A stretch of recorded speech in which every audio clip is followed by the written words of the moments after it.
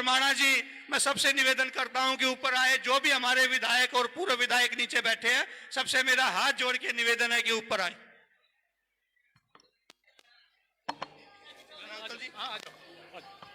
एक सेकंड अरे एक सेकंड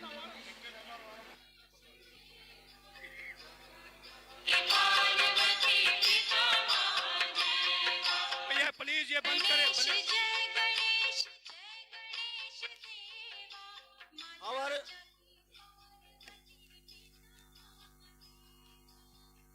हमारे नेता राज्यसभा सांसद दीपेंद्र हुड्डा जी, हमारे कांग्रेस के प्रभारी श्री दीपक बाबरिया जी, हमारे हरियाणा प्रदेश कांग्रेस कमेटी के अध्यक्ष उदय भान जी, हमारे सोनीपत के विधायक सुरेंद्र पवार जी और तमाम आए हुए हमारे एमएलए बाबा साहब भीमराव अंबेडकर और बाबा साहब द्वारा संविधान, भारत के संविधान पर दीप प्रज्वलित करते हुए उस हमारे बाबा साहब भीमराव अंबेडकर अमर रहे, बी आर अंबेडकर। हमारे भाई इंदुराज नरवाल जी जो दीप प्रज्वलित करे दीपेंद्र हुड्डा जी के साथ, कोई साथी अगर हमारा एक्स एमएलए जो कांग्रेस पार्टी का, जो दलित समाज का, जो मंच पर नहीं आया, वो भी, उससे भी अनुरोध है कि वो भी मंच पर आकर दीप प्रज्वलित करे।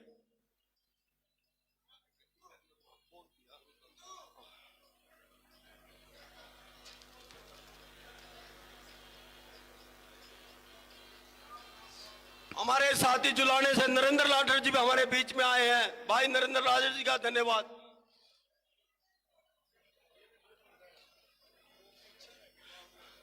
हमारे जो सोफों में बैठे हैं, उनसे अनुरोध है कि हमारे नेताओं के लिए स्थान खाली कर दे और दो आगे की लाइन को खाली कर दे और हमारे नेताओं को बैठने का जगह दे। जितने भी हमारे दलित समाज के और पार्टी के एमएलए और एक्स एमएलए आए, उनके लिए स्थान सुनिश्चित है। सभी साथी जितना जल्दी हो सके मंच को खाली करके अपना स्थान ग्रहण करें। तमाम साथी जो चित्र के पास, बाबा साहब के फोटो के पास है, वो तमाम साथी अपना स्थान ग्रहण करें। और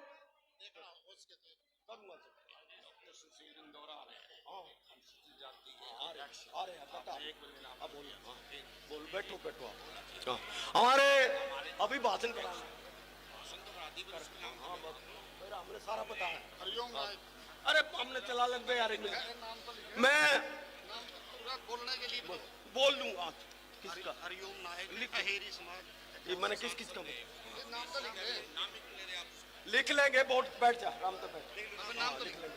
हरिओम नायक प्लानिंग से आए के बैठ जाए, राम तो हम चलाएंगे प्रोग्राम को। हमारे दीपेंद्र हुड्डा जी मंच पे आए, वो अपनी बात रहे। भाई आदरणीय दीपेंद्र हुड्डा जी। राम राम जी सबको।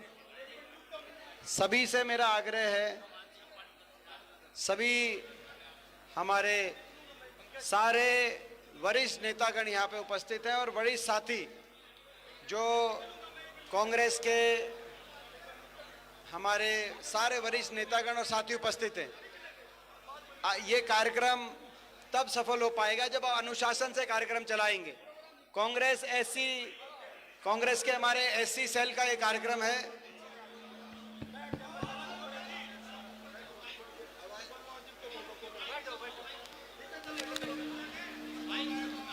अरे अब आ रही है आवाज? यहाँ पर सभी अपने कांग्रेस एससी सेल के सभी तमाम वरिष्ठ नेतागण और पदाधिकारी आज के कार्यक्रम में उपस्थित हैं। मेरा सबसे आग्रह है कि सभी से इंटरेक्शन वगैरह जो भी करा जाएगा, रूपरेखा भी बताएंगे आपको, लेकिन सब अपनी अपनी स्थान पे विराजमान हो जाएं, बैठ जाएं और सेल्फी वगैरह खिंचाने का जो सारा अपना क्रम है, कोई भी एक ऐसा कार्यकर्ता नहीं होगा जिसके साथ सेल्फी हम लोग नहीं खिंचवाएंगे। एक एक व्यक्ति के साथ कोई भी ऐसा व्यक्ति नहीं होगा जिनके साथ सेल्फी, बिना सेल्फी के हम किसी भी व्यक्ति को वापस नहीं जाने देंगे। कोई अगर बिना सेल्फी के जा भी रहा होगा तो उसको पकड़ के मैं भाग के उसके साथ सेल्फी खिंचवा लूंगा। लेकिन यहां अभी जो कार्यक्रम चले, जब तक कार्यक्रम चले तो अनुशासन से कार्यक्रम चले, और युवा कांग्रेस का प्रोग्राम बाद में। युवा कांग्रेस के यहां पे लोग ना हो, यहां एससी सेल के लोग हों। और मैं आयोजनकर्ताओं से आग्रह करूंगा कि थोड़ी सी सीटिंग कैपेसिटी बढ़ाने की जरूरत है, कुछ और कुर्सियां मंगवाएं। बहुत लोग नहीं तो खड़े रह जाएंगे, आपका प्रोग्राम नहीं हो पाएगा। हाँ आओ राजकुमार जी, कटारी साहब कुछ अपना कुर्सियां मंगवाओ। और नहीं तो मनोज कुछ कुर्सियां मंगवाइए, क्योंकि नहीं तो कार्यक्रम नहीं हो पाएगा, ये सारे खड़े ही रहेंगे। और ये एससी सेल का कार्यक्रम है, बाकी जो लोग हैं वो आराम से अपना, क्योंकि हम एक इंटरेक्शन करके प्रोग्राम करना चाहते हैं। युवा कांग्रेस का प्रोग्राम बाद में। भैया मेरा सब साथियों से निवेदन है, प्लीज मेरी हाथ जोड़ के निवेदन है कि आगे वाली लाइन में बहन जी जो बैठी है, प्लीज ये हमारे विधायक और पूर्व विधायक इनको बैठने की जगह दी जाए। हमारे अतिथियां सबको हाथ जोड़ के, आंटी जी मेरा सबसे हाथ जोड़ के निवेदन है कि सब गेस्टों को हमारे को बैठने की जगह दे दी जाए। और जितने भी साथी अभी खड़े हैं, सबसे निवेदन है कि वो अपना पीछे कुर्सियों पर जगह ले ले। मैं इसलिए सबसे कह रहा था कि भैया अपनी जगह ले लो, आप अपनी जगह ले लो।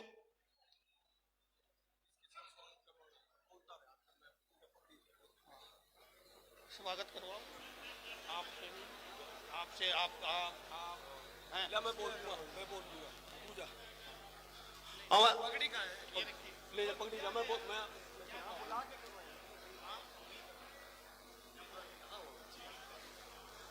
किसको बुला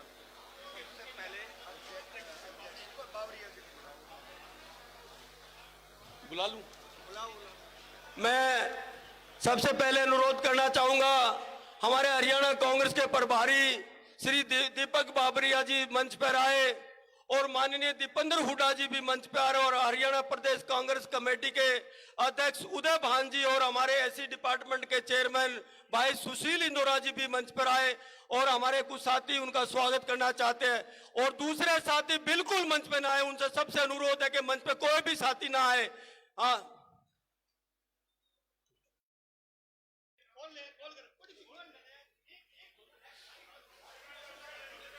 दीपेंद्र, हमारे राज्यसभा के सांसद माननीय दीपेंद्र हुड्डा जी से भी अनुरोध है कि वो भी मंच पर। दूसरे साथी को जिन जिन जिन जिन लोगों का मैंने मंच से नाम अनाउंस किया, वही साथी मंच पर आए। दूसरे साथी प्लीज मेहरबानी करके मंच पे ना आए, हमारे को इस प्रोग्राम को चलाने में सहयोग करें। हम बहुत बहुत आपके आभारी रहेंगे।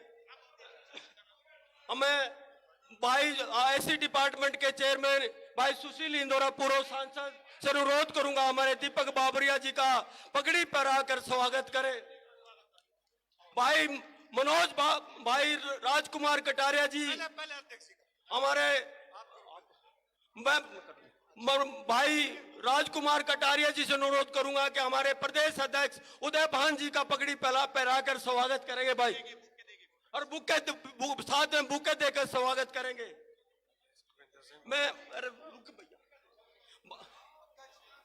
मैं भाई मनोज बागड़ी से अनुरोध करूंगा कि वो हमारे दीपेंद्र हुड्डा जी का पगड़ी और बुका पहनाकर स्वागत करेंगे। भाई मनोज बागड़ी जी,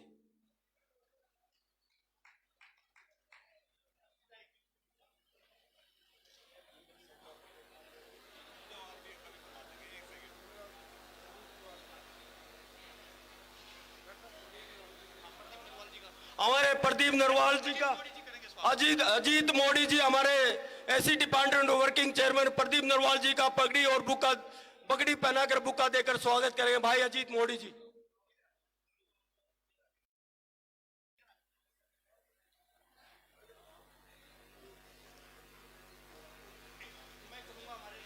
और हमारे एससी डिपार्टमेंट के प्रदेश चेयरमैन भाई सुशील इंदौरा पूर्व सांसद भाई मनोज बागड़ी जी पगड़ी पहनाकर बुका देकर सम्मानित करेंगे भाई मनोज बागड़ी जी।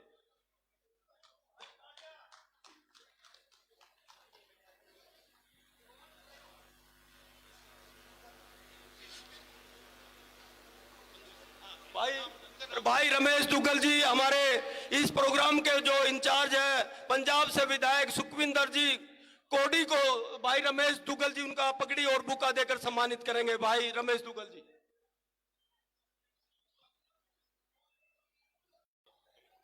मैं आदरणीय जयवीर वाल्मीकि जी से भाई शीशपाल जी, भाई बलबीर वाल्मीकि जी से अनुरोध करूंगा कि वे भी हमारे दलित समाज के वरिष्ठ नेता और हमारे विधायक है, उनसे अनुरोध है कि वे भी मंच पर आए और उनका और हमारे सोनीपत के वरिष्ठ विधायक सुरेंद्र पवार जी भी मंच पे आए, उनका स्वागत। भाई मनोज बागड़ी जी, भाई मनोज बागड़ी जी, हमारे मनोज बागड़ी जी, भाई जयवीर वाल्मीकि जी का स्वागत करें। भाई मनोज बागड़ी जी आजा। भाई जगजैर सिंह नूनखेड़ा सोनीपत से आजा यार, अरे यार भाई जगजैर सिंह नूनखेड़ा शीशपाल विधायक सुरेंद्र पवार जी का स्वागत करेंगे। भाई जगजैर सिंह नूनखेड़ा, अरे रुक जा राम, हमारे भाई इंदुराज नरवाल जी का हमारे सोनीपत से वरिष्ठ नेता भाई दयानंद वाल्मीकि जी स्वागत करें। भाई नंदू बालू जी विधायक हमारे जी उनका स्वागत करेंगे। भाई नंदूराज नरवाल जी का स्वागत। हमारे संत कुमार एक्स-एमएलए प्रभारी जी से भी अनुरोध है कि वो भी मंच पे आए और हमारे हरियाणा प्रदेश कांग्रेस की कमेटी के पूर्व अध्यक्ष धर्मपाल मलिक से अनुरोध है कि वो भी मंच पे आए। भाई मनोज बागड़ी जी उनका स्वागत करेंगे।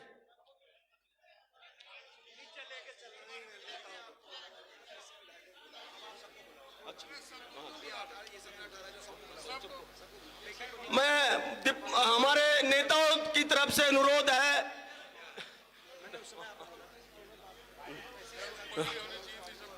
भाई रामकिशन फौजी से भी अनुरोध है कि वो मंच पे आए। चौधरी लहरी सिंह से भी अनुरोध है कि वो भी मंच पे आए और उनका भाई राजकुमार वाल्मीकि से भी अनुरोध है, हमारे पूर्व विधायक और मंत्री, उनका भी स्वागत होगा। भाई नरेश शेरवाल जी से भी अनुरोध है कि वो मंच पे आए, उनका स्वागत। अरे रुक जा, हमने 2 मिनट रुक जाओ। कर दिया होगा मनोज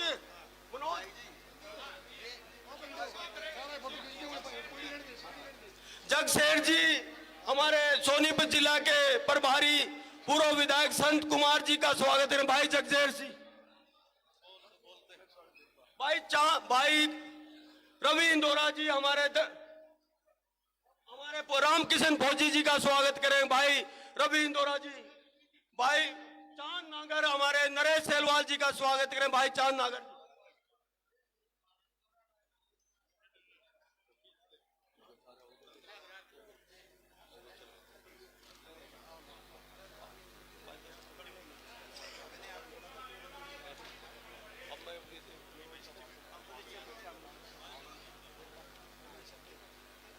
मैं जो राजकुमार वाल्मीकि जी का स्वागत करेंगे। हमारे रमेश भाई रवि इंदौरा जी स्वागत करेंगे। भाई राजकुमार वाल्मीकि जी का रुक जा। भाई दयानंद वाल्मीकि और रवि इंदौरा जी, भाई रमेश राजकुमार वाल्मीकि जी का स्वागत। मैं सभी साथियों से अनुरोध करूंगा, हम इस कार्यक्रम को सुचारू रूप से चलाने के लिए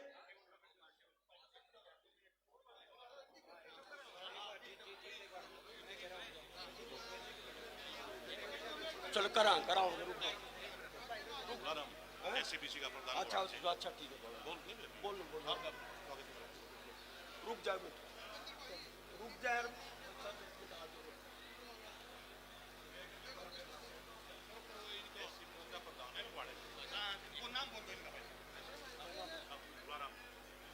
दूड़ाराम जी एससीबीसी के प्रधान दीपेंद्र हुड्डा जी हमारे माननीय सांसद साहब का स्वागत करें। दूड़ाराम,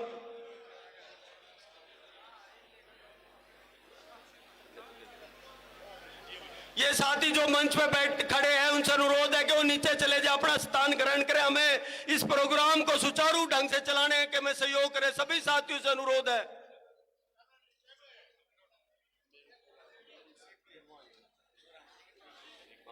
मनोज वो ये पहले अध्यक्ष को बुलवा इन पर बाजी बोलेंगे और उसके बाद जो है वो इंटरेक्शन खुद करवाओगे।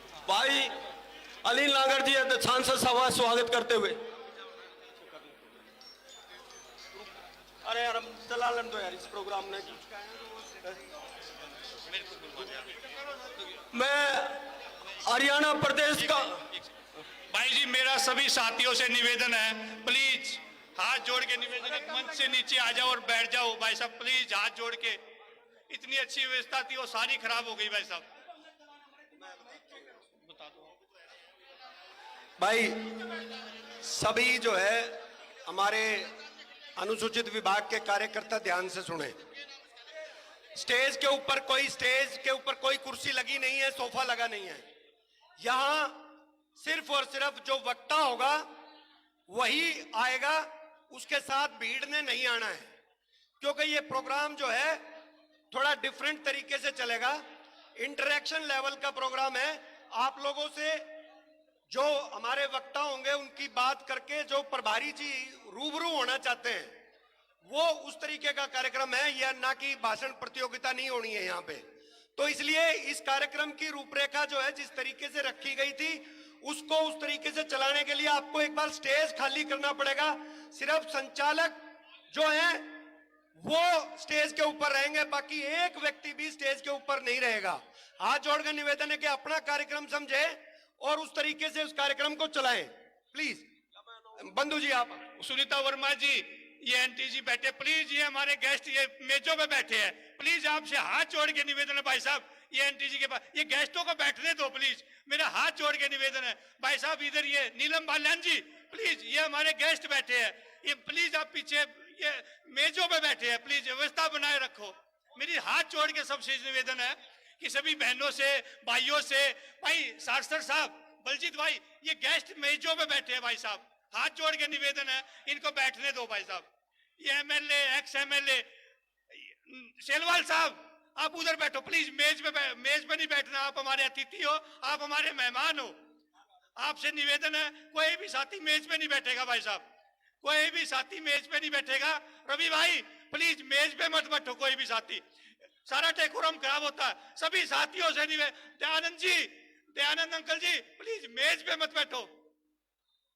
दयानंद जी व्यवस्था खराब ना करो। Dayanand ji please please please व्यवस्था खराब ना करो प्लीज, मेरा हाथ जोड़ के। अच्छी बात ना है यार।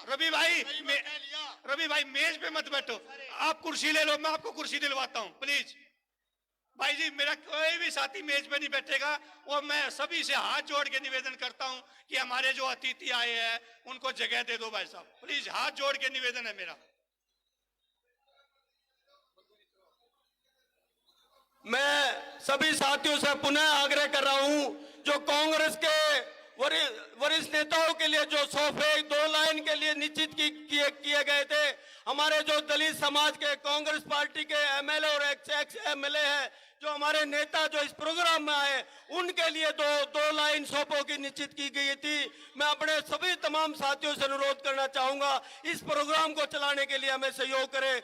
सबसे पहले मैं मनोज बागड़ी जो इस कार्यक्रम के आयोजक है हरियाणा, अच्छा, सबसे पहले मैं हमारे हरियाणा प्रदेश कांग्रेस कमेटी एसी डिपार्टमेंट के प्रदेश चेयरमैन भाई सुशील इंदौरा पूर्व सांसद से अनुरोध करना चाहूंगा कि वे आए अपने स्वागत भाषण में आए हुए नेताओं को स्वागत करें और अपनी बात रखे। भाई सुशील इंदौरा, हरियाणा प्रदेश कांग्रेस कमेटी एसी डिपार्टमेंट के चेयरमैन भाई सुशील इंदौरा जी।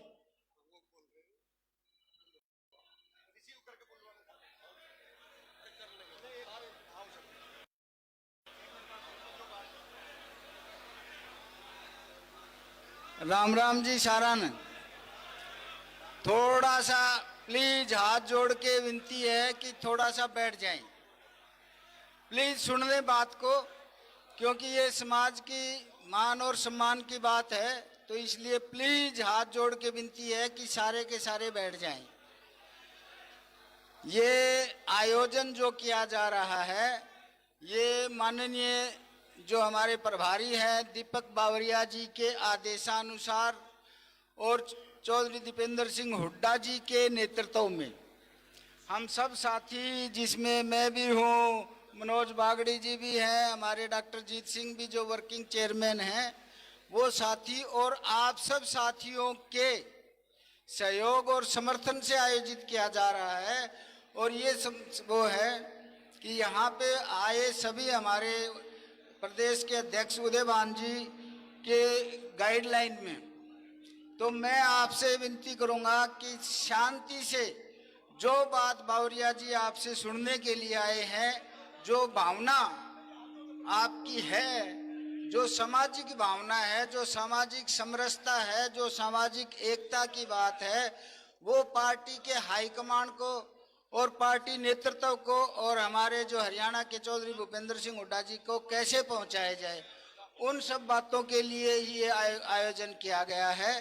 तो यहाँ पे उपस्थित जितने जो हमारे दीपक बावरिया जी, सम्मानित हमारे प्रभारी जी हैं, दीपेंद्र हुड्डा जी हैं, अध्यक्ष जी उदयभान जी हैं, और हमारे विधायक जयवीर वाल्मीकि जी हैं, बलबीर वाल्मीकि जी हैं,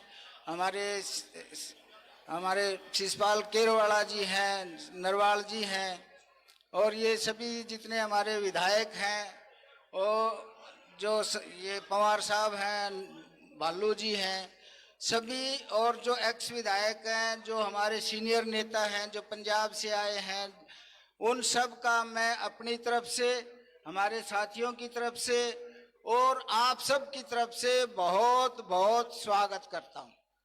और मैं आभार व्यक्त करता हूं जो दूर दूर से, कोने कोने से, हरियाणा से एससी समाज के लोग आए हैं, जो हमारे गरीब शोषित समाज के लोग हैं, वो अपनी भावना कहने के लिए, अपनी भावना सीनियर नेताओं को बताने के लिए जो आए हैं, उन सब से भी मैं यही कहूँगा कि जो भी आपकी है, उन सब का भी मैं यहाँ धन्यवाद करता हूँ, स्वागत करता हूँ। और बावरिया जी से यही कहूँगा कि बावरिया जी ये गरीब लोग हैं, इनके आटे के पीपे जरूर खाली होंगे, लेकिन दिल इनका बहुत भरा हुआ है। ये दिल से सम्मान करना जानते हैं और दिल से मान और सम्मान करना जानते हैं। राजनीति है, होती रहेगी, राजनीति लोग करते हैं, करते रहेंगे, वक्त आएगा जाएगा, लोग रहेंगे नहीं रहेंगे, लेकिन ये गरीब समाज, विशेषकर चौधरी भूपेंद्र सिंह हुड्डा से और कांग्रेस पार्टी के नेतृत्व से, सोनिया जी से और राहुल गांधी से उम्मीद करते हैं। ये इनका आंचल खाली जरूर है, लेकिन इनका आंचल किसी की आबरू को ढकने के लिए पर्याप्त भी है। इसलिए ये लोग इनकी भावनाओं को समझते हुए मैं आपसे बावरिया जी, दीपेंद्र हुड्डा जी और उदयभान जी से विशेष रूप से अनुरोध करूंगा और हाथ जोड़ के प्रार्थना भी करूंगा कि वक्त बदलाव का है, वक्त बदलेगा, ये गारंटी की बात है। यही लोग बदलने वाले हैं वक्त को, और ये लोग बदलेंगे तो अपने समय, अपने हिसाब से बदलेंगे। ये लोग वक्त भी बदलेंगे, ये लोग मजबूती भी देंगे। इसलिए इन लोगों की जो भावना है, ये अलग अलग समाज के लोग हैं, जिनको दलित कभी कह दिया जाता है, कभी हरिजन कह दिया जाता है, आजकल बौद्ध कह दिया जाता है। हमारे बागड़ियों में एक कहावत है कि जो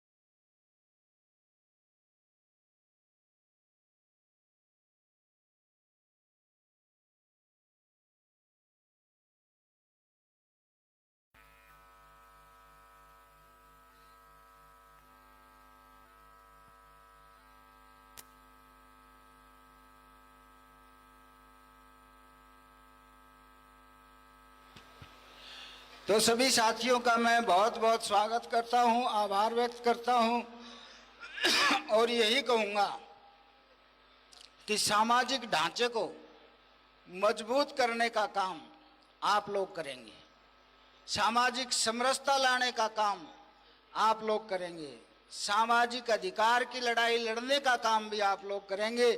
मैं आपसे हाथ जोड़ के एक ही अनुरोध करूंगा, मुझे जिम्मेवारी चौधरी भूपेंद्र सिंह हुड्डा और चौधरी दीपेंद्र सिंह हुड्डा जी ने जो दी है कि एससी सेल का जो मुझे अध्यक्ष बनाया है, मैं एक बात गारंटी से कह सकता हूं, मेरी शराफत को मेरी कमजोरी मत समझना। मैं शरीफ जरूर हूं, लेकिन आपके हक और अधिकार के लिए अपनी जान दे दूंगा, ये गारंटी की बात है। इसलिए इस बात में कभी मत हटना। आपकी जो भी मांग होगी, जो भी आपका हक होगा, उसकी लड़ने के लिए तैयार हूं। आपका जो भी मांग होगी उसको पूरा करवाने के लिए तैयार हूं और आपके लिए आधी रात को और जब भी जीने मरने की बात आई तो जीने मरने के लिए भी तैयार हूं। बस एक अनुरोध करूंगा कि आज देश की मांग है, आज जरूरत है उस संविधान को बचाने की और बाबा साहब द्वारा लिखे गए उस संविधान को मजबूत करने की। आज जरूरत है लोकतंत्र को मजबूत करने की। और लोकतंत्र मजबूत कौन करेगा? जो हमारे समाज के लोग हैं, जो एससी समाज के, मैं युवाओं से भी कहूंगा, लेकिन एससी समाज के लोग, क्योंकि अगर लोकतंत्र पे प्रहार हुआ और इस पे संविधान पे प्रहार हुआ तो सबसे ज्यादा नुकसान अगर किसी को होगा तो वो होगा एससी समाज, गरीब समाज, शोषित समाज के लोगों को। इसलिए जो पंजाब से हमारे साथी आए उनका भी और आप सबका, मैं लंबी बात नहीं कहना चाहता। बावरिया जी, उदयभान जी और दीपेंद्र हुड्डा जी का बहुत बहुत स्वागत है। हमारे पूरे अध्यक्ष मलिक साहब भी बैठे हैं, सभी का बहुत बहुत स्वागत। दिल में अरमान बहुत हैं आपके लिए लड़ने के लिए, लेकिन एक मजबूत नेतृत्व की जरूरत है। और चौधरी भूपेंद्र सिंह हुड्डा, बावरिया जी, एक मैं सच्ची बात कहना चाहता हूं आज के दिन, और सच्ची बात ये है कि ये लोगों की भावना है, ये कांग्रेस पार्टी को मजबूत करने के लिए, आपके साथ चलने के लिए तन मन धन से तैयार हैं। आपका स्वागत है और मैं इनका भी बहुत बहुत आभार व्यक्त करता हूं और हमारे से कोई गलती हो तो इसके लिए माफी चाहता हूं। बहुत बहुत धन्यवाद। जय हिंद। धन्यवाद जी। मेरा सिर्फ एक निवेदन है, जो ये हॉल वाले हैं हमारे साथी, उनसे निवेदन है कि हर टेबल पे पानी की बोतल पहुंचा दो। मेरा सबसे हाथ जोड़ से निवेदन है भाई साहब, क्योंकि हमारे साथी गर्मी का माहौल है, सब पानी पहुंचवा दो प्लीज। धन्यवाद इंदौरा जी, आपने अपनी जुझारू और जोशवी अपनी बात रखी। इसी के साथ अखिल भारतीय कांग्रेस कमेटी के वर्किंग कमेटी के मेंबर और हरियाणा कांग्रेस के प्रभारी माननीय दीपक बाबरिया जी जो हमारे बीच में आए हैं। आज ये दलित समाज जो हरियाणा भर से किस मकसद से, किस मुद्दे के लिए, किस बात के लिए आज यहां बुला गया सोनीपत में, तमाम उन बातों को लेकर हमारे बीच में दीपक बाबरिया जी हमारे बीच में आए हैं। उनसे अनुरोध है कि वह मंच पे आए और अपनी बात रखे। इस समाज को, दलित समाज के कार्यकर्ताओं को, कांग्रेस के कार्यकर्ताओं को कांग्रेस पार्टी का संदेश दे, जिस ढंग से आने वाले समय में किस ढंग से कांग्रेस पार्टी के ये नेता काम करें। दीपक बाबरिया जी।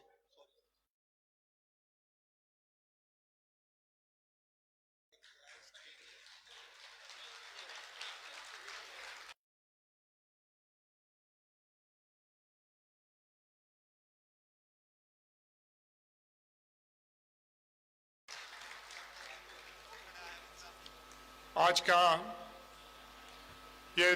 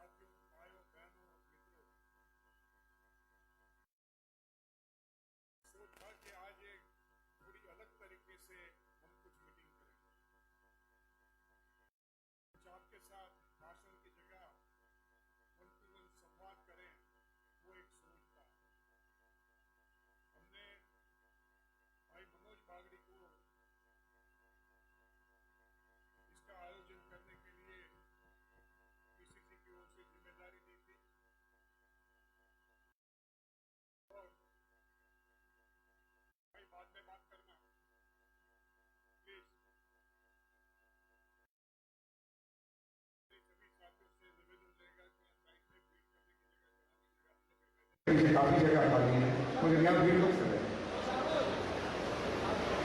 मनोज बागी जी से मैंने रिक्वेस्ट किया था कि हम इंटरएक्टिव कर पाए, किसी प्रकार की हम कुछ व्यवस्था करें, मगर मैं उनकी भी तकलीफ समझ सकता हूँ कि प्रदेश की ओर से आदेश था कि पूरे प्रदेश के सभी एससी लीडर को, पूर्व विधायक हो, लीडर हो, डिपार्टमेंट के अध्यक्ष हो, पूर्व अध्यक्ष हो,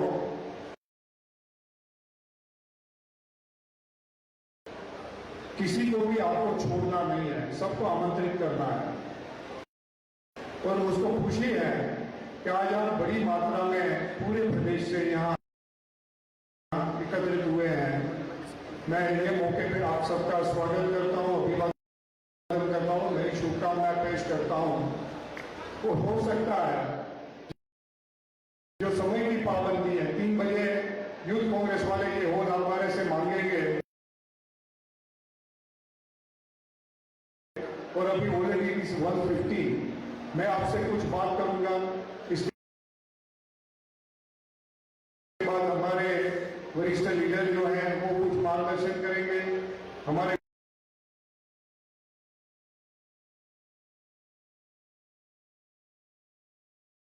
विधायक जो है वो भी कुछ मार्गदर्शन करेंगे। और ये सभी कार्यक्रम हम दो, जिसके मन में प्रश्न है वो एक चीज यहाँ मेरे पास भेज देना, उनमें से करके उसका भी जवाब देते हुए हमारा काम समाप्त करेंगे। उसके बाद लगातार हर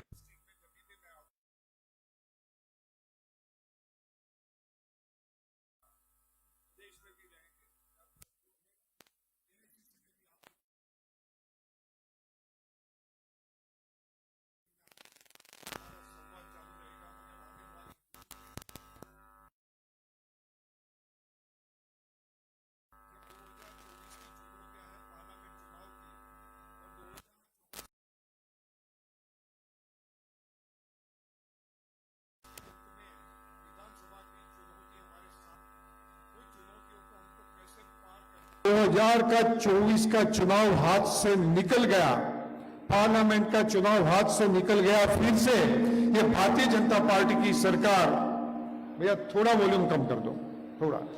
भारतीय जनता पार्टी की सरकार प्रदेश में बन गई और देश में बन गई, तो ये संविधान जो आज के स्वरूप में जो बाबा साहब आंबेडकर ने हमको दिया थे, जो अधिकार हमको एक विचारधारा के तहत, जो विचारधारा कांग्रेस पार्टी ने आजादी के पहले, आज से 138 साल पहले जो शुरुआत की थी कि नात जात धर्म के भेद के बिना, ऊंच और नीच के भेद के बिना, गरीब और तवंगर के भेद के बिना समाज के सभी नागरिकों के प्रश्नों के लिए कांग्रेस पार्टी हमेशा जूझेगी, उसका समाधान ढूंढेगी।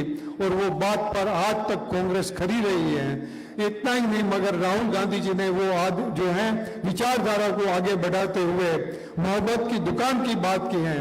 वही विचारधारा को लेते हुए महात्मा जी ने अंतिम मानवी की जो है आजादी का उसको फल प्राप्त होना चाहिए, वो बात हमारे सामने रखी थी।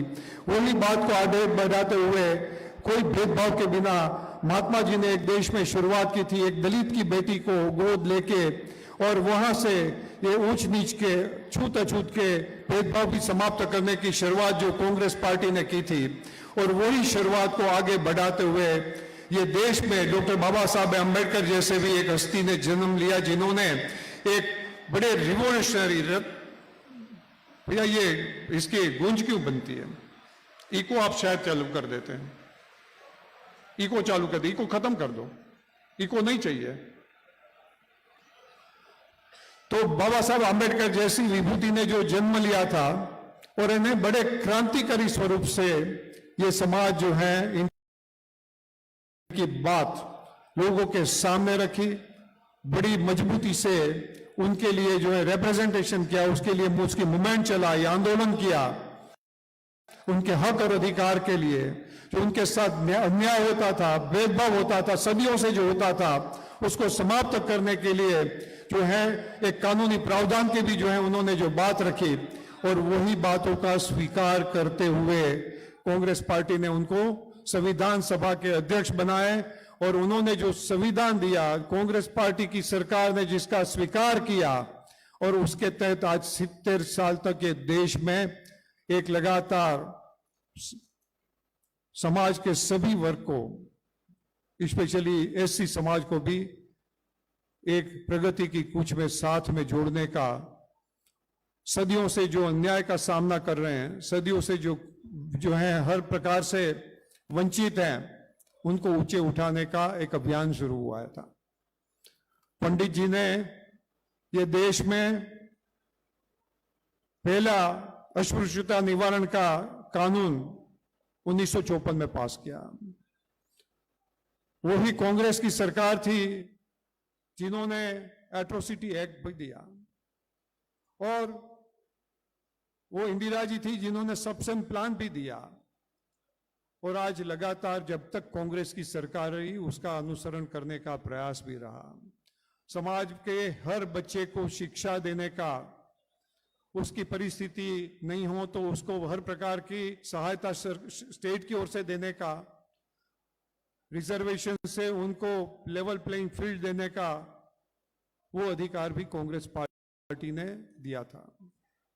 मगर आज की जो परिस्थिति है आप देख सकते हैं कि भारतीय जनता पार्टी की सरकारें जहां जहां बनी, ग्राफ देख लेना, मैं तो गुजरात से हूं, गुजरात जो गांधी का गुजरात कहते हैं, वहां वो शर्मजनक घटना भी बन सकती है जिसमें 2017 में उना का कांड हुआ था, जहां दलित बच्चों को जीप के पीछे चेन से बांध के घिसटते हुए जो है उसकी जो है पिटाई कर दी गई थी, उसके पर अत्याचार कर दिया गया था। वो भी गुजरात में हुआ था और आज तक उसके एक भी आरोपी को सजा नहीं हो पाई। वो समय पे जितने भी लोगों को पकड़े गए, बेकसूर लोगों को पकड़े गए, अपर कास्ट के लोगों को छोड़ दी गए, मगर आज भी वो जो दलित हैं बेचारे कोर्ट के चक्कर लगा रहे हैं, कई लोगों सालों तक जेल में भी गुजारना पड़ रहा है। ये देश में जितनी भी दलितों के साथ अत्याचार की घटनाएं बनती, वो उनकी मानसिकता प्रदर्शित करते हैं। नरेंद्र मोदी जी को आप पूछते हैं तो कोई पप्पी का भी जो कुछ होता है तो हमको होता है, वो किसके साथ कंपेयर कर देते हैं आप जानते हैं। आपके ये इनके जो मंत्री रहे आपके पंजाब से, आपके हरियाणा से जो रहे वीके सिंह जी, वो कह देते हैं कि कोई कार में कोई जो है कोई पपी आ जाता है तो वो मर जाता है तो उसमें क्या रोए धोए, जिंदा जला दिया जाता है, रेप कर दिया जाता है, बच्चियों की सुरक्षा खत्म हो जाती है। और आज की डेट में आप भारतीय जनता पार्टी के जितने भी स्टेट हैं, हर स्टेट में आप देख लेना कि कोई भी जगह पे उसके लिए एट्रोसिटी की कार्रवाई या उसको किसी को सजा नहीं मिलती है। कन्विक्शन के रेट 2014 के बाद इतने खत्म हो गए कि जिसकी जो है आप कल्पना नहीं कर सकते, 7% तक जो नीचे एवरेज, नेशनल एवरेज बन गया, जो पहले 30% से भी ज्यादा था। आज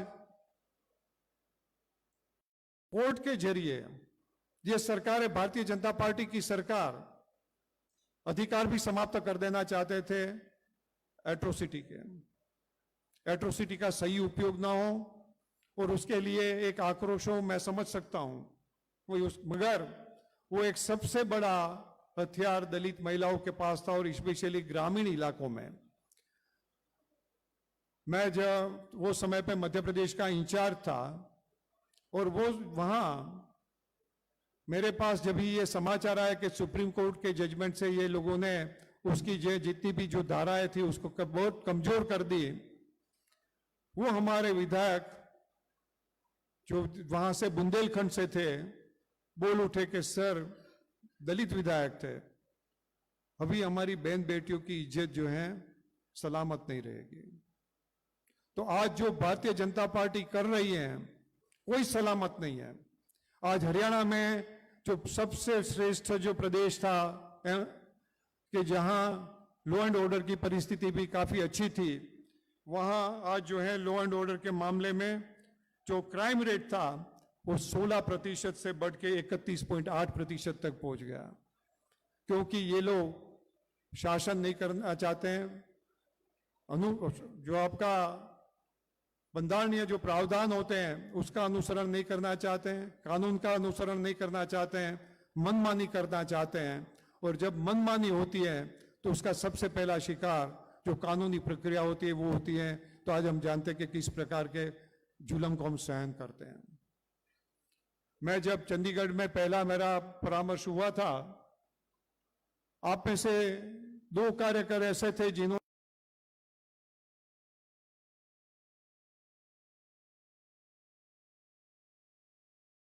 कोई राजनीतिक बात नहीं की थी। उन्होंने एक ही बात कही थी कि दलित समाज से थे, हमारी स्कूलें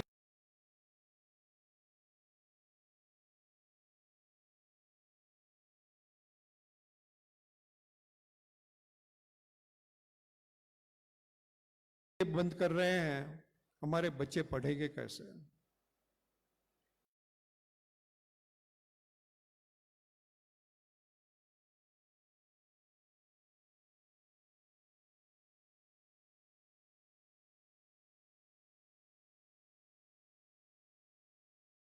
और ये परिस्थिति जो बना रही है, शिक्षा का व्यापारीकरण, मेडिकल सर्विसेज का व्यापारीकरण, इतनी बड़ी जो है, अभी करता था हरियाणा सबसे बड़ा प्रदेश कैपिटल रीजन बन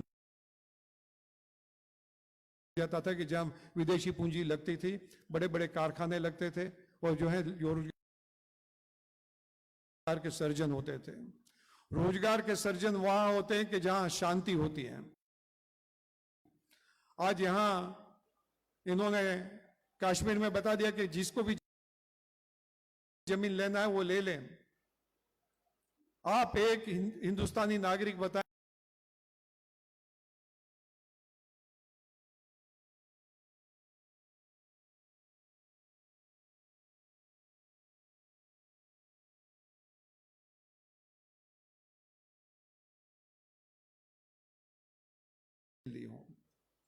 हमारे गुजरात में इन्होंने 2002 के दंगे करवा दिए, मगर ये देश में जो आईटी का रिवॉल्यूशन हुआ, मोदी वहां के मुख्यमंत्री, आपके राज्य के 100 सीईओ ने लिख के दिया खट्टर जी को कि ये आग से खेलना बंद कर दो, अन्यथा हमको भी आपके प्रदेश से बाहर चले जाने की, हमारी इंडस्ट्री बाहर हटा देने की मजबूरी बन जाएगी। तभी इन्होंने यह खेल बंद किया। तो ये इनकी जो विचारधारा है, इसके लिए भी हम लोगों को समझना चाहिए। इनकी विचारधारा में वो एक ही चीज है कि जो मनुवाद है, उनका गोवलकर का एक पुस्तिका है, जरूर से पढ़ लेना। ये भागवत जी की पुस्तिका भी जो उच्चारण हमेशा समझ लेना। ये सुदर्शन जी एक थे इनके आरएसएस के, वो गुजरात में आए थे, उन्होंने एक प्रश्न के जवाब में कह दिया कि ये जो संविधान है उसको अरबी समुद्र में फेंक देना चाहिए, अम्बेडकर का संविधान। डॉक्टर बाबा साहब अम्बेडकर ने जो संविधान बना के दिया है, जो ये देश को आज तक 70 साल के बाद भी ये देश को एक रखने में कामयाब बन गया है, उसमें लिखे हुए नियमों और मार्गदर्शिका जो है, जिसके तहत ये पूरे देश में जहां 600 से भी ज्यादा जातियां, 1200 से भी ज्यादा भाषाएं बोली जाती हैं, 50 से 80 जितने तो धर्म है, छोटे मोटे धर्म है, वो सभी लोग एक बन के रहते हैं, क्योंकि एक मार्गदर्शिका, एक नियम बना के दिए हैं कि जो सबको न्याय देता है। किसी भी एकता का बुनियाद होती है, वो न्याय होता है, समत्व होता है, और इनकी बुनियाद में ही ये लोग जो हैं घाव लगाना चाहते हैं। कहा जाता है कि इन्होंने जो एक स्क्रिप्ट बना के रखी है कि 2024 में फिर से बीजेपी की सरकार आएगी तो ये संविधान को भी बदलते हुए पूरे जो हैं इसके अधिकार भी समाप्त कर दिए जाएंगे। आपके जो आरक्षण के अधिकार है वो समाप्त कर दिए जाएंगे। हो सकता है आपके नीलोखेड़ी में कोई अग्रवाल आके लड़ेगा, आपके कोई भी डोमिनेटेड, दलित डोमिनेटेड एरियाज में आके जो है कोई दलित के लड़ाने की जगह पैसे वाले, ताकत वाले कोई लोग लड़ेंगे। तो ये जो है परिस्थिति बनाने जा रहे हैं, अधिकारी समाप्त करने जा रहे हैं, और उसके बाद की परिस्थिति आज भी सुनवाई नहीं होती है। कोर्ट को डरा धमका के रखा हुआ है, और आज की डेट में रिजर्वेशन का पालन नहीं होता है। आज की डेट में जो ये समाज का सबसे बड़ी मुश्किल ही है रोजगारी, स्थिर रोजगारी। मजदूरी तो सदियों से करते थे, मगर एक स्थिर रोजगारी चाहिए। और कांग्रेस की सरकार जो 1947 में आजादी के आने के बाद और संविधान के संरक्षण के बाद जो रोजगार मिलना शुरू हुआ, मैंने देखा है कि एक पछात से पछात एरिया में, सबसे अनविकसित एरिया में जो है आप चले जाओ, एक आदिवासी महिला या एससी की महिला को स्कूल की सफाई का, पानी का भरने का भी काम मिल गया। उसके बच्चे पढ़ जाते थे, इसलिए पढ़ जाते थे कि जो है उसको एक स्थिर आवक मिलती थी। आज हमारे बच्चे कितने भी दमदार हैं, कितने भी कर्ज करके भी आपने पढ़ाए हैं, आप में से हमारी जनरेशन और इसके बाद की जनरेशन के लोग तो आईएएस आईपीएस भी बने, मगर इन्होंने जो प्रकार से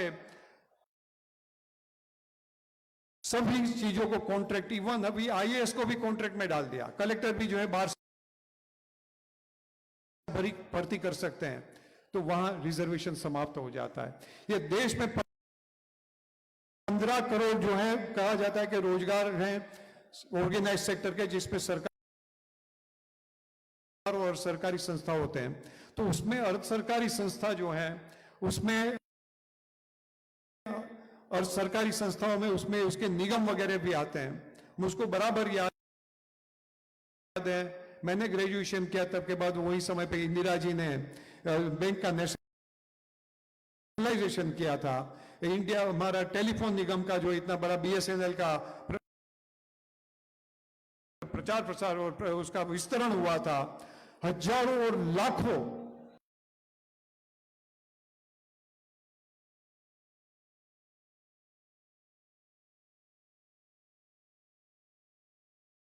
ये देश के एससी, एसटी और ओबीसी समाज के लोगों को वो रोजगार के अवसर प्राप्त हुए थे, मगर आज की परिस्थिति में वो रोजगार के अवसर भी समाप्त कर दिए।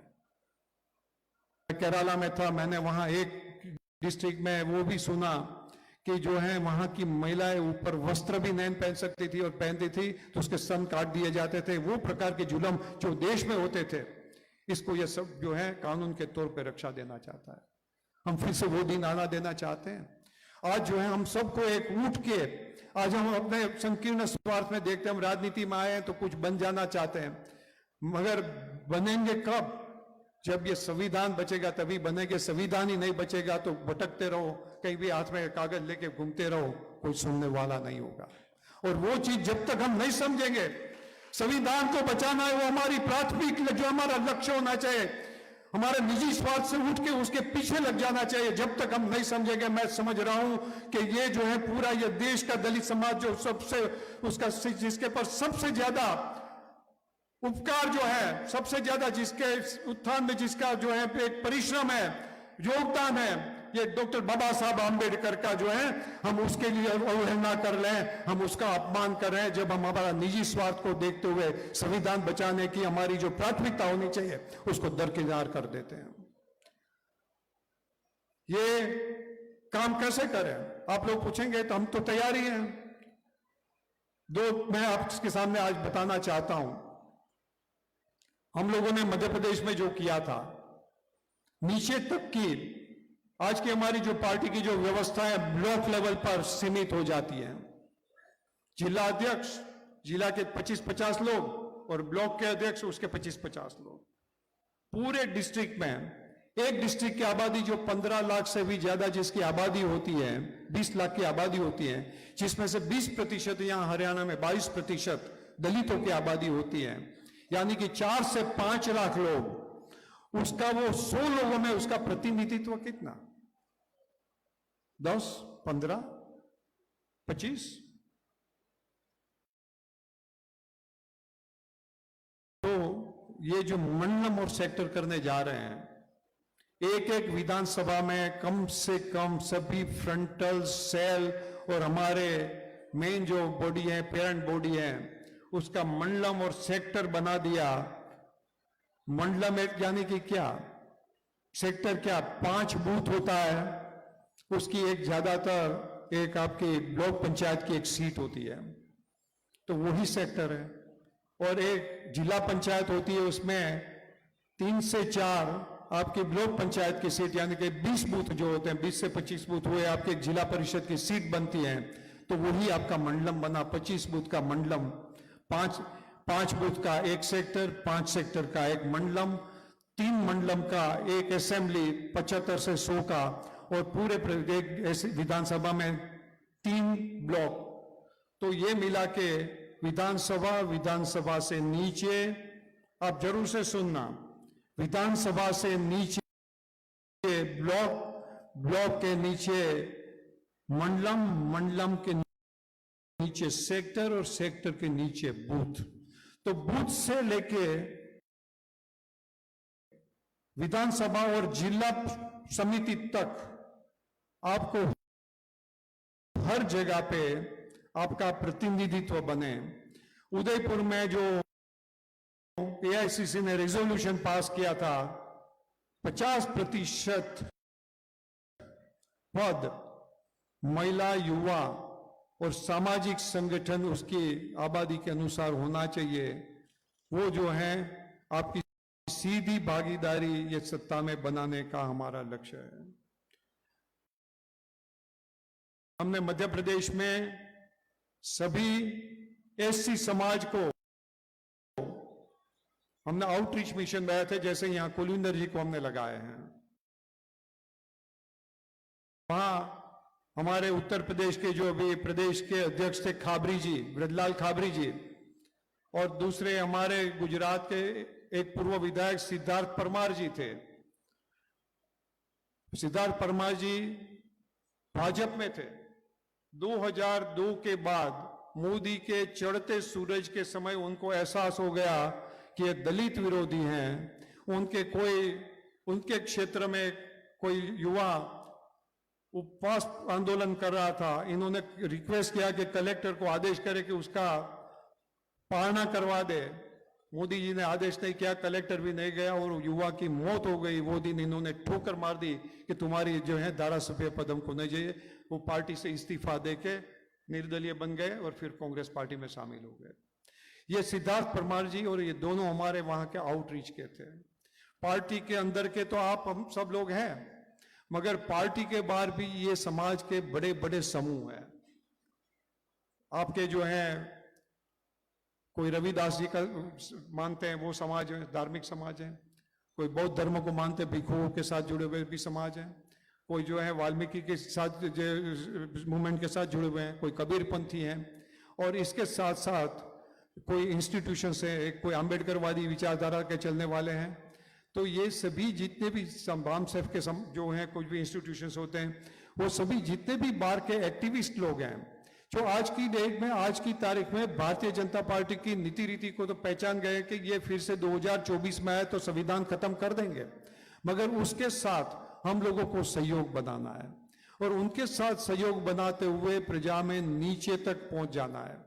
सेक्टर मंडलम बनते हैं तो एक आपका कोई भी कार्य करे दलित का, उसके लिए 5 बूथ घूमना कोई बड़ी बात नहीं है। उसको कहे कि तुम ब्लॉक में और पूरी असेंबली में घूमो, तो उसके बस की बात नहीं होती है।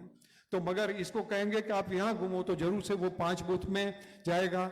आज दोपहर को यूथ कांग्रेस की मीटिंग होने जा रही है, तो उसमें भी हम सुनिश्चित करने वाले हैं कि हर बूथ में जो कामगिरी होती है चुनाव संबंधित, कहीं मटेरियल डिस्ट्रीब्यूशन होता है, कहीं पब्लिसिटी करवाने का होता है, कहीं छोटी छोटी मीटिंगें करवाने का होता है, कहीं सोशल मीडिया का काम पर किसी को लगाने का होता है, सोशल मीडिया के ग्रुप बनाने का काम होता है। तो ये हर प्रकार की जो है कामगिरी है। और साथ साथ चुनाव संबंधित जो कामगिरी भी होती है कि जिसमें आपको मतदाताओं को जोड़ने का काम है, मतदाताओं की सूची को चकासने का काम है। आपका जो मशीन आता है जिसके जरिए ये बड़ी गड़बड़ करते कहा जाता है, तो उसको ठीक से चेक करने का काम है। इसमें भी हम कहीं हमारे साथियों को जोड़ दे सकते हैं, उनकी भागीदारी ला सकते हैं। और ये जो है काम के लिए सभी लोग कह दे कि मुझको ब्लॉक का बना दो, 100 दलित युवा है और कह दे दलित जो है आपके ब्लॉक में अध्यक्ष का पद एक है, आप कितने को संतुष्ट कर पाओ, कितने को भागीदारी दे पाओगे? और वो ब्लॉक का अध्यक्ष है, वो भी पूरे प्रदेश में कहां घूम के जाएगा?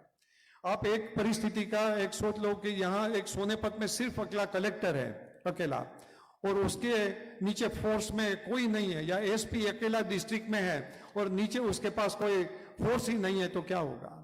तो ये जो है, और आप जानते हैं कि ये फोर्स में नीचे का जो एक पुलिस बंदा होता है ना गांव में, उसका भी कितना पावर होता है। तो आने वाले दिनों में हम वो प्रस्थापित करना चाहते हैं कि ये पूरे हर समाज जो है इसको इसमें प्रतिनिधित्व देना चाहते हैं। हर सेक्टर, उसके जो इलाके में कहीं जाटों की आबादी होगी, किसी के दलितों की होगी, कई जगह पे गुर्जर की होगी, कई जगह पे अग्रवालों की होगी, मगर वो सभी को उसमें प्रतिनिधित्व देते, समाविष्ट करते हुए, जैसे नीचे से ऊपर जाता है ना पर्वत की टोची पे, इसी प्रकार से वो बेस को नीचे के मंडलम सेक्टर से लगाते लगाते लगाते ऊपर पार्लियामेंट और स्टेट यूनिट तक चले जाएंगे। और ये हमने कहा था कि हम ऑर्गेनाइजेशन बनाएंगे, मेरिट्स पे बनाएंगे, चापलूसी करने वालों की जगह जो काम करते हैं उन लोगों को उसकी पहचान करने की भी कोशिश करेंगे। ये कामगिरी में आप जब जुट जाओगे तो नेचुरली आप में से जो काम करता है, हमारी एआईसीसी की टीम आपके बीच में होगी, आपके विधायक होंगे, आपके अन्य लीडर होंगे, उसकी नजर में जरूर से आऊंगा। सबसे बड़ी बात होती है काम करने की कोई अपॉर्चुनिटी दें। आप में से कई ऐसे भी लोग होंगे जो आप जो हैं ब्लॉक पंचायत में लड़ना चाहते हैं, जिला परिषद में लड़ना चाहते हैं। ये अवसर होता है कि जब आप एक मंडलम की जिम्मेदारी लेते हैं तो पूरा जिला परिषद एरिया में आप फ्रीली घूम सकते हैं। बाकी तो कोई गांव में जाके थोड़ा सा भी प्रयास तो कर लो, फौरन 5 लोग आ जाएंगे और आपको रोकेंगे कि भाई किसको पूछ के तू मेरे गांव में आया है। मगर आप ये काम के लिए जाओगे, आपको कोई रोक नहीं सकेगा। कांग्रेस के प्रतिनिधि है, वो गांव में जाके भी आप काम कर लोगे। आज कांग्रेस के और एआईसीसी के प्रतिनिधि बन के जाके आप अपना काम कर रहे हैं। तो ये हमारा सोच है कि सबको सत्ता में भागीदारी देनी है। और हमारे पास 17 सीट हैं और 2 लोकसभा की सीट है, मगर मैं आप सबको विश्वास देना चाहता हूं, भरोसा देना चाहता हूं। राहुल गांधी जी की जो मोहब्बत की दुकान है, राहुल गांधी जी के साथ मैंने 2011 से काम किया, उनकी टीम में काम किया है कि हरियाणा में कांग्रेस की सरकार बनती है, दिल्ली में भी जो बनती है, तो ये उदयपुर का संकल्प है, उसका पूरी तरह से अनुसरण हो। आपकी सत्ता में भी भागीदारी बनती रहे, बोर्ड निगम बने, उसमें भी ये दलित समाज का संपूर्णतया प्रोपोर्शनल प्रतिनिधित्व बनता रहे। उसके लिए आपका कोई जो है लड़ने वाला कोई एडवोकेट होगा तो वो दीपक बाबरिया आपके लिए लड़ने वाला होगा, वो भी मैं आपको जो है पूरे भरोसे के साथ आपको बताना चाहता हूं। मगर पहले हमारे लिए तो दायित्व है संविधान बचा लें, सरकार बना लें, दिल्ली में राहुल जी को प्रधानमंत्री बना लें, और ये प्रदेश में भी जो है कांग्रेस का मुख्यमंत्री बना लें। और ये इसके लिए हम सब एक यूनिटी से काम करें। प्रदेश के सभी लीडर्स, आज की डेट में जो एक माहौल बना हुआ है प्रदेश में, उसमें सबके लिए जो है अवसर है, सबके लिए अवसर है। मगर यूनिटी नहीं बनाई, नहीं दिखाई, मन छोटा कर दिया, मैं समझ रहा हूं कि हाथ में आई हुई बाजी भी चली जाएगी। मगर वो रोकने की ताकत भी जो होती है वो कार्यकर्ताओं में होती है। मैं कितना भी प्रयास कर लूं, मैं मेरे 15 साथी को कह दूं कि बाहर आप निकलते निकलते जो है ना, ये लीडर जा रहे हैं तो उसके सामने नाराबाजी कर दो, मगर ये सब कह दे कि सर उसके सामने क्यों करना है नाराबाजी, वो तो बड़े भले अच्छे आदमी है, क्यों करें, पार्टी के जो है बड़े लीडर हैं, हमको सुनते हैं, आपको कोई प्रॉब्लम हो सकती है। तो ये रोकने का काम भी जो है हम लोग कर सकते हैं। एक दबाव बनाने की आवश्यकता है, सही क्या है गलत क्या है समझने की आवश्यकता है। हमारा अधिकार, हमारी संभावनाएं, हमारे आने वाला फ्यूचर, उसको हम खुद नहीं देख पाएंगे और उसमें कोई गलत कर रहा है वो रोक नहीं पाएंगे, तो ईश्वर भी हमको बचा नहीं सकता है, वो हम सब समझ लें। तो ये चीज भी हम लोगों को करनी पड़ेगी। आने वाले दिनों में मंडलम और सेक्टर के लिए आप यहां बैठे हुए सभी साथियों से मैं निवेदन करूंगा कि आप जरूर से आपके संपर्क में जितने भी लोग नीचे रहते हैं, जो मंडलम की बैठक में कार्यकर जो है आपके साथ जुड़े हुए हैं, उनको जो तो ब्लॉक की मीटिंग होती है उसमें जरूर से भेजें, और वहां से जो प्रस्ताव बने कि मंडलम की कमेटी कौन होगी, सेक्टर की कमेटी कौन होगी, वहां उपस्थित होंगे और वही मंडलम में रहते हैं उनको लक्ष्य में लिया जाएगा, बाहर वाले लोगों को लक्ष्य में नहीं लिया जाएगा। मैं रहता हूं दिल्ली और सोनेपत की राजनीति करता हूं या करनाल की राजनीति करता हूं, और तो वो एक नीचे के ग्रामीण और बिल्कुल वहां के मैं तालुका जो है ब्लॉक पंचायत की राजनीति करना चाहता हूं, संभव नहीं है। वहां से रहने वाले लोग जो हैं उसको वहां जोड़ दें। और इसी तरह एक ये उसको व्हाट्सएप ग्रुप बनाना है, आप सबके तक इंफॉर्मेशन पहुंचे। प्रदेश में से उदय बाण जी आपको एक मैसेज देते हैं तो प्रदेश के एक एक दलित कार्यकर के पास, एक एक कार्यकर के पास वो मैसेज पहुंचना चाहिए। उसी तरह वो जो है प्रदेश से जाता है, जिला से जाता है, आपके ब्लॉक से जाता है, मंडलम से जाता है, सेक्टर से जाता है, या कोई आपके बड़े लीडर से भी, आपके डिपार्टमेंट और सेल से भी जाता है। हर कार्यकर को वो मैसेज मिलना चाहिए, उसकी भागीदारी उसमें निश्चित होनी चाहिए। दूसरी बात जो है, आप काम कर सकते हैं कि ये बूथ की कमेटियां जो बनाएंगे, उसमें जहां जहां जो है आपके लोग रहते हैं, उनको कहो कि वह मंडलम और सेक्टर में जो बूथ की कमेटी बनाए, उसमें भी आपका नाम अभी से लिखवा दें। पहले की तरह जो आप करते हैं कि भाई अंतिम मोमेंट पे किसी को भी बूथ का एजेंट बना दो, किसी को भी वहां बिठा दो, उसकी जगह ये बार हम लोगों ने सोचा है कि सब लोगों को ट्रेनिंग कर दें, या मशीन से जो गड़बड़ करते हैं उसको रोकने के लिए, मशीन बदलने की जो कवायद करते हैं उसको भी रोकने के लिए आपके पास ट्रेन मैन पावर चाहिए। आपका किसी को भी आप गाड़ी का ड्राइवर बना के दिल्ली नहीं भेज सकते, लाइसेंस चाहिए, और लाइसेंस है फिर भी साथ में एक्सपीरियंस भी चाहिए, तो वो भी आपको ट्रेन करना पड़ेगा। ये दूसरे काम में आप अपना सहयोग कर सकते हैं। तीसरा काम होगा, आप में से जो अच्छे ओरेटर हैं उसकी भी सूची बना के जो है यहाँ मयंक भाई और उनके साथी उनके तक पहुंचा दो। उनको भी हम निश्चित करके या तो आपके स्थानीय जो लीडर है, विधायक है, उनके हाथ में दे दो, वो उनके तक पहुंचा देंगे। मगर ये जो है ओरेटर और छोटी छोटी मीटिंग, वही हमारे लिए सबसे बड़ा जो है मैं समझ रहा हूं कि कारगर सॉल्यूशन रहेगा। तो उसके लिए भी आपको जो है ओरेटर्स को आइडेंटिफाई करना है। दीपेंद्र जी आज सुबह हम उसको बता रहे थे रास्ते में कि इन्होंने 300 करोड़ का बजट अखबारों के लिए दे दिया। अभी हम कोई अखबार 600 करोड़ हम आपका समाचार भी नहीं छापेंगे, मगर हमारी बात पहुंचाने के लिए आपने नीचे तक एक चेन बना दी, कोई रोक नहीं पाएगा। उसमें भी जो बहनें हैं, आपकी बहनें, उसमें से आप में मैंने देखा है कि आपकी दलितों में भी कई बहनें बहुत ही तैयार होती है, बहुत ही अच्छी वक्ता भी होती है। उनका भी आप नाम जो है आइडेंटिफाई करें, उसको भी जो है हम ओरेटर बनाएंगे। और उसमें क्षमता है तो 5-5 हजार लोगों की मैदनी को संबोधित करने के लिए भी उनको हम भेजते रहेंगे, इतना भी आपको बताऊं। मगर ये भी आपका एक कद, आपका व्यक्तित्व बनाने में एक सबसे बड़ा एक कारगर जो है होता है। जिसके पास अच्छी ओरेटरी नहीं होती, कितना भी दमदार ऑर्गेनाइजेशन का लीडर हो, वो अच्छा लीडर नहीं बन सकता है। तो ये एक काम, इसमें भी आप भागीदारी कर सकते हैं। तो ये चुनाव संबंधित कार्रवाई, प्रचार प्रसार की कार्रवाई, सोशल मीडिया की कार्रवाई, इसमें आप सहयोग करें, नए लोगों को जोड़ें, वो मेरा आप सबसे निवेदन है। और सबसे बड़ा कि हमारी यूनिटी बनाए रखें। एक दलित सीट पे 200 लोग, 100 लोग उम्मीदवारी करने आ जाते हैं। मैं उन सबसे कहूंगा कि पहले पार्लियामेंट चुनाव में आप जहां से टिकट मांगते हैं, आप यहां जो है प्रदेश समिति आपसे मांगेगी कि कौन अनुशंसा रखता है कि भाई वहां मैं चुनाव लड़ना चाहता हूं पार्लियामेंट के बाद असेंबली का, तो उनको जिम्मेदारी सौंपेंगे कि ये बूथ में से प्लस निकाल के दिखा दो। मेरे बूथ में मेरे 50 वोट भी नहीं आते और मैं कहता हूं कि मैं लोकसभा का कैंडिडेट बना दूं, मुझको शोभा नहीं देता है। लोकतंत्र में सबका अधिकार है, मैं प्रधानमंत्री पद का भी दावा कर सकता हूं, मगर मेरे आगे या पीछे 2 वर्कर भी नहीं और कहूं मैं प्रधानमंत्री बनूं, वो मुझको शोभा नहीं देता। कोई हाथ में पकड़ा देते हैं, तो इससे भी आपको सतर्क रहना है। आज की मीटिंग में सबको आमंत्रित किया है और आने वाले दिनों में मैं आपको एक एश्योर कर दूं, मैं राहुल जी का सिपाही हूं, खड़गे साहब का सिपाही हूं, कांग्रेस पार्टी का आपका इंचार्ज हूं। जो कोई भी कांग्रेसमैन है, निष्ठावान कांग्रेसमैन है, जैसे कांग्रेस की जो विचारधारा है ना, किसी प्रकार के भेदभाव के बिना, तो मेरी भी विचारधारा वही कि किसी भी गुट की भेदभाव के बिना कोई भी हमारा वर्कर है, किसी भी लीडर से जुड़ा हुआ है, उसको जो है समान तक देंगे और किसको अन्याय ना हो उसका भी जो है मैं पूरी तरह से जो मेरी पूरी शक्ति लगा के उसको न्याय दिलाने की कोशिश भी करूंगा।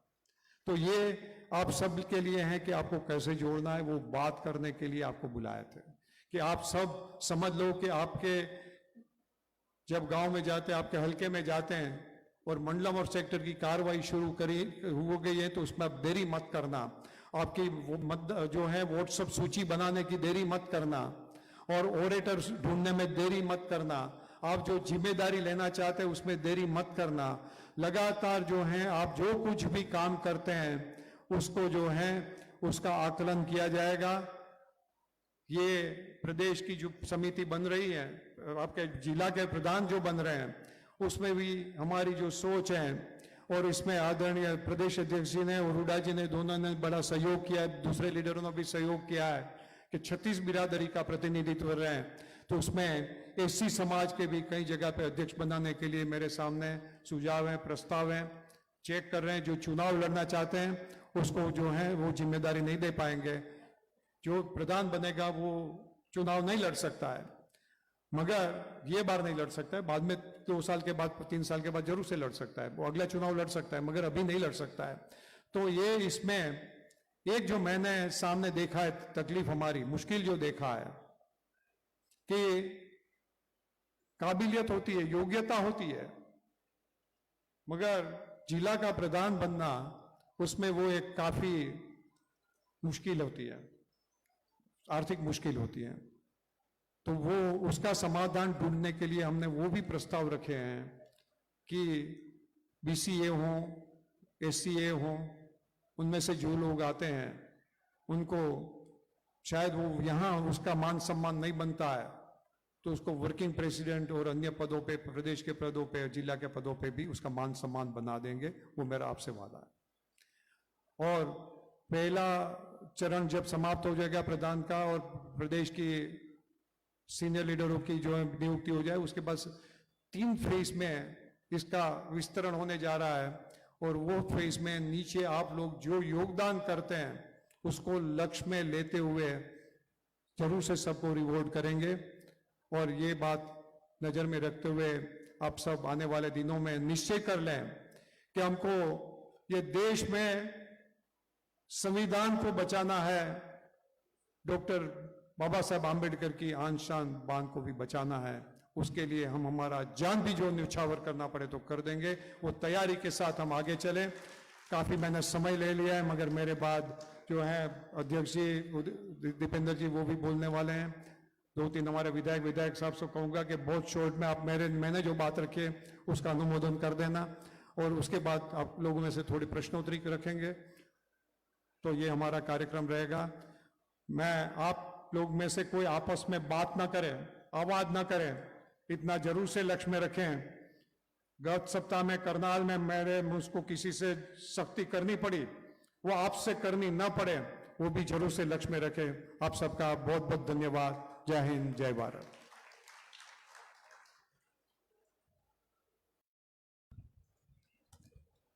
धन्यवाद सर। इसी के साथ हमारे कांग्रेस पार्टी के और दलित समाज के कालावाड़ी सिरसा से विधायक माननीय शीशपाल जी केरवाल जी से अनुरोध करूंगा कि वे आए और समय का विशेष ध्यान रखें। भाई शीशपाल केरवाला जी।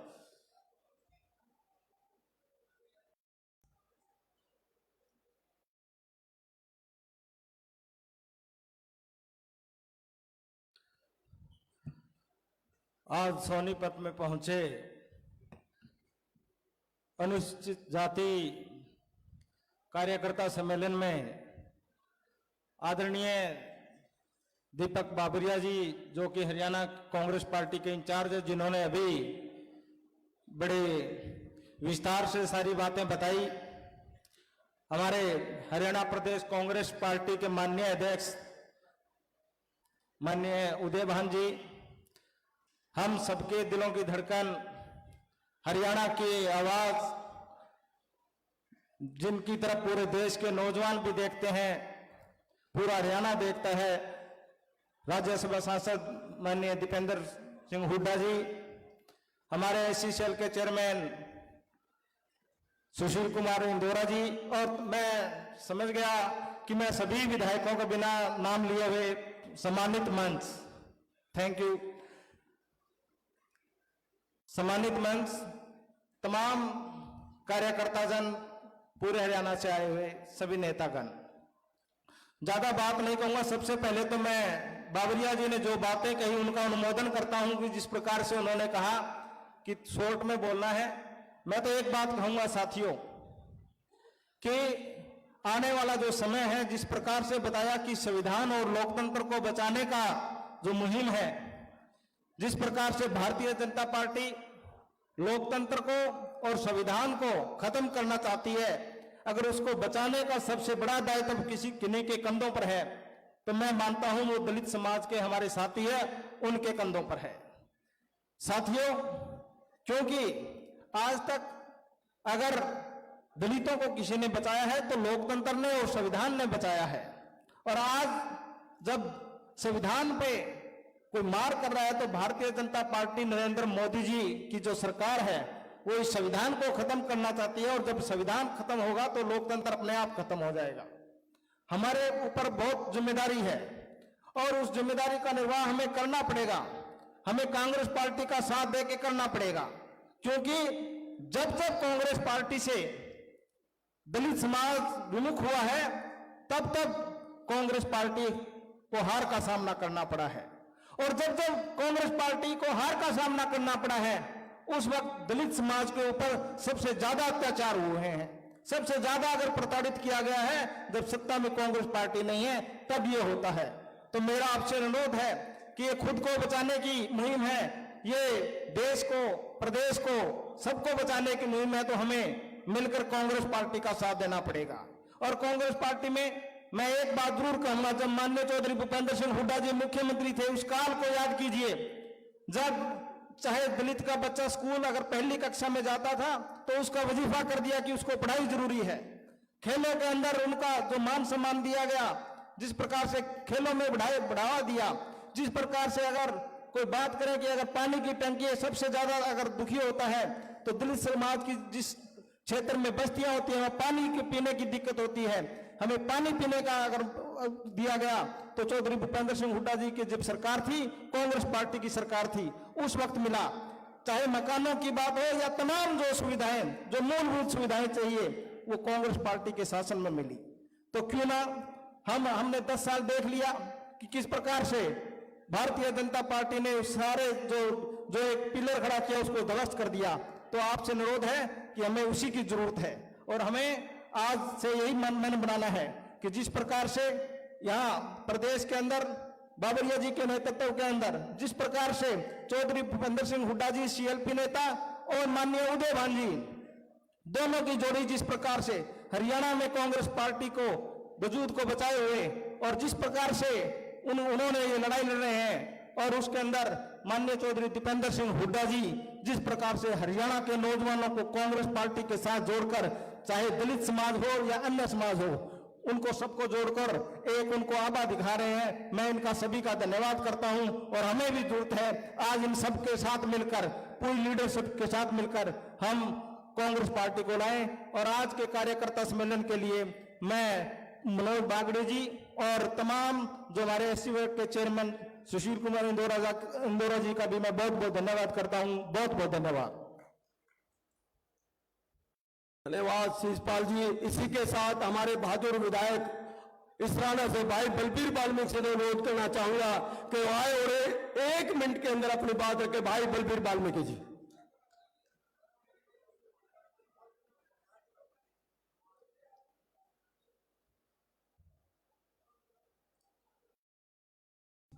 बहुत ही मान और सम्मान के योग्य हरियाणा प्रदेश के प्रभारी दीपक बाबरिया जी, चौधरी उदय भान जी हरियाणा कांग्रेस पार्टी के प्रदेश अध्यक्ष, 36 बिरादरी के लोकप्रिय नेता युवा सांसद चौधरी दीपेंद्र सिंह हुड्डा जी, जयवीर सिंह वाल्मीकि जी और हमारे हरियाणा प्रदेश के एससी के जो अध्यक्ष हैं सुशील कुमार इंदौरा जी, सम्मानित सभी नेतागण। आज का हमारा जो ये प्रोग्राम है अनुसूचित जाति कार्यक्रम सम्मेलन, इसमें आप सब पहुंचे, आपका बहुत बहुत धन्यवाद। मैं आपको बताना चाहता हूं कि देश में संविधान को बचाना बड़ा जरूरी है, बहुत आवश्यक है। जब संविधान ही नहीं रहेगा तो फिर देश कहां रहेगा और हमारी रक्षा कहां रहेगी। मैं बताता हूं कि जब संविधान लिखा गया, संविधान के लिखने वाले थे बाबा साहब डॉक्टर भीमराव अंबेडकर जी और उस कमेटी के सदस्य साथ में थे चौधरी रणबीर सिंह हुड्डा जी जो हमारे स्वर्गीय दादाजी थे। मैं सभी एससी के भाइयों को बताना चाहता हूं, अपने समाज को बताना चाहता हूं, हमें आज जो राजनीति में चाहे हम पंच बनते हैं एससी कोटे से, चाहे जिला पार्षद बनते हैं, चाहे हम एमएलए बनते हैं, एमपी बनते हैं, हम जो भी बनते हैं वो देन है तो केवल और केवल बाबा साहब डॉक्टर भीमराव अंबेडकर की देन है, जिसकी वजह से आज हम देश की पार्लियामेंटों में, विधानसभा में और ग्राम पंचायतों में सदस्य बनते हैं। बड़ा नेक काम हमारे लिए है, जिसके मैं वर्णन कर रहा हूं। ये पूरी चर्चा के साथ संविधान बना था और स्वर्गीय रणबीर सिंह हुड्डा जी ने भी ये बात वहां रखी थी, जिसका हमें ये कोटा मिलता है। पूरा सहयोग इस परिवार का हमारे साथ, दलित समाज के साथ हमेशा से ही लगातार चला आ रहा है। मैं बताना चाहता हूं दीपक बावरिया जी और समस्त अपने कांग्रेस के कार्यकर्ताओं को और नेताओं को कि हरियाणा के अंदर जो भी ऐसी तबके की मदद सबसे ज्यादा किसी ने करने का काम किया तो केवल और केवल हरियाणा के अंदर चौधरी भूपेंद्र सिंह हुड्डा ने करने का काम किया जब वो चीफ मिनिस्टर थे। हरियाणा के अंदर दलित आदमियों को, अनपढ़ आदमियों को भी हरियाणा के अंदर किसी ने रोजगार देने का काम किया। अनपढ़ आदमियों को अपने बच्चे पढ़ाने के लिए, लिखाने के लिए किसी ने उनके माता पिता को काबिल किया, 2 पैसे देने का काम किया। जैसे 11,000 सफाई कर्मचारी लगाए तो हरियाणा प्रदेश के अंदर केवल और केवल जब से हरियाणा बना और आज तक चौधरी भूपेंद्र सिंह हुड्डा ने किया, जो 11,000 सफाई कर्मचारी लगाए थे, और किसी ने ऐसा नहीं किया। और ये बात मेरे से पहले वक्ता सही कह रहे थे, गरीब आदमी की, दलित आदमी की, अनुसूचित आदमी की जब एक मकान की कड़ी भी टूट जाती है, उसके बदलने का भी पैसा हमारे पास नहीं होता है। और इस सरकार ने, गठबंधन की सरकार ने ऐसा कुछ भी नहीं किया जिससे उसे हम याद करें। गरीबों की मदद के लिए हरियाणा के अंदर किसी ने काम किया, चौधरी भूपेंद्र सिंह हुड्डा ने किया। मकानों के बनाने के लिए पैसे इंदिरा आवास योजना के तहत देने का काम भी किया। और बस एक लास्ट मिनट है जी मेरी, तो बावरिया जी मैं तो अपने आप पे कह रहा हूं जी, मेरा तो लास्ट पॉइंट है जी।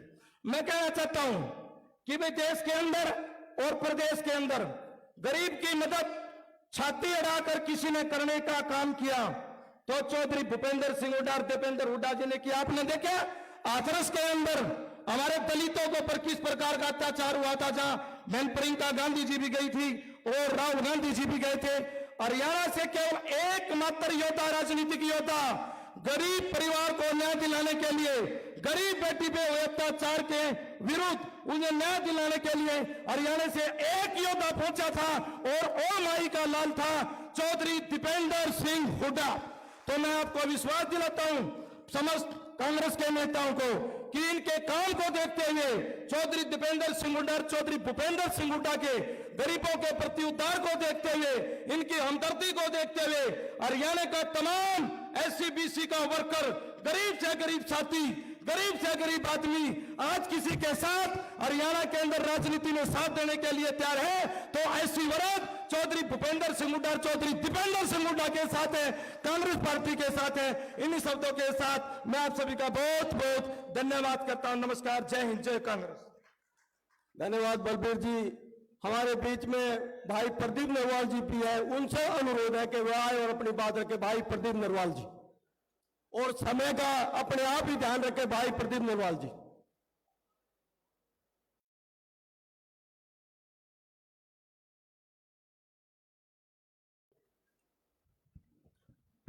हमारे हरियाणा के प्रभारी माननीय दीपक बावरिया जी, हरियाणा प्रदेश कांग्रेस कमेटी के अध्यक्ष माननीय उदयभान जी, हमारे हरियाणा में युवा दिलों की धड़कन जो दिन रात लोगों के बीच में जाके हरियाणा में कांग्रेस को मजबूत कर रहे हैं और आने वाले भविष्य की जो इमारत लिखेंगे, भाई दीपेंद्र सिंह हुड्डा जी, सम्मानित मंच। बावरिया जी में छोटे छोटे 2-3 मेरे सुझाव हैं, मैं भाषण नहीं दूंगा। एक सुझाव मेरा यह है कि हरियाणा में जब मैनिफेस्टो बने तो उसके अंदर एक बात होनी चाहिए कि जाति के हिसाब से जो आबादी एससी पॉपुलेशन हरियाणा में, उसके हिसाब से अफसरशाही के अंदर एससी के लोगों का प्रतिनिधित्व होना चाहिए। मैंने पिछली बार इस मंच से बात हुई तो दीपेंद्र जी यहाँ पे थे, उनसे मैंने रिक्वेस्ट की थी कि एसपी, डीसी, एसडीएम, तहसीलदार, इस स्तर पे जो ये पोस्ट हैं, इन पोस्टों पे एससी का कम से कम 25-22% होना चाहिए। क्योंकि अमूमन सरकार आ जाती है और दलित समाज को समाज कल्याण मंत्रालय मिल जाता है हर बार। तो थोड़ा उससे आगे बढ़कर कांग्रेस को, हमारी पार्टी को इस बार इस पे काम करना पड़ेगा।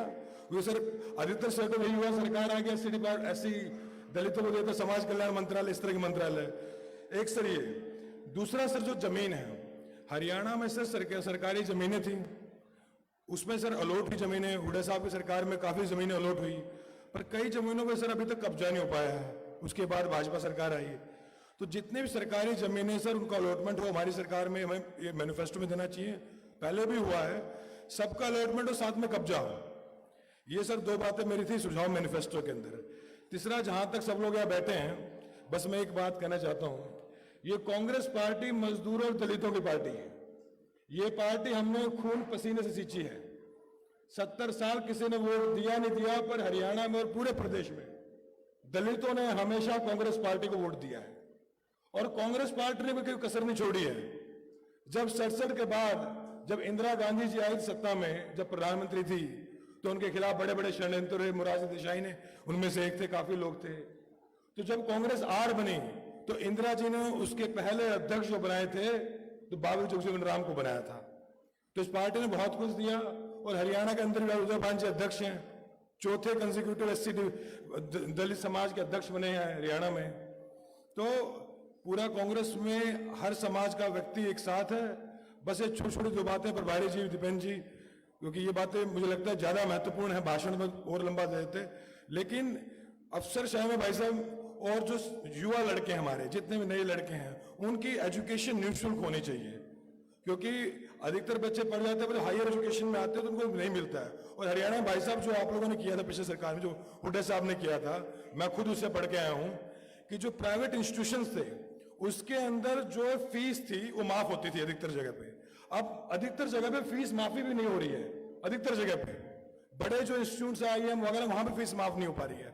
तो हमारी फीसें माफ होनी चाहिए, सरकारी नौकरी में आरक्षण होना चाहिए, और साथ ही साथ जितनी भी सरकारी जमीन है, बाबरिया जी, दीपेंद्र जी, जितने भी सरकारी जमीन है, हमें इस मंच से नारा देना पड़ेगा कि जो भी जमीन सरकारी है वो जमीन हमारी है।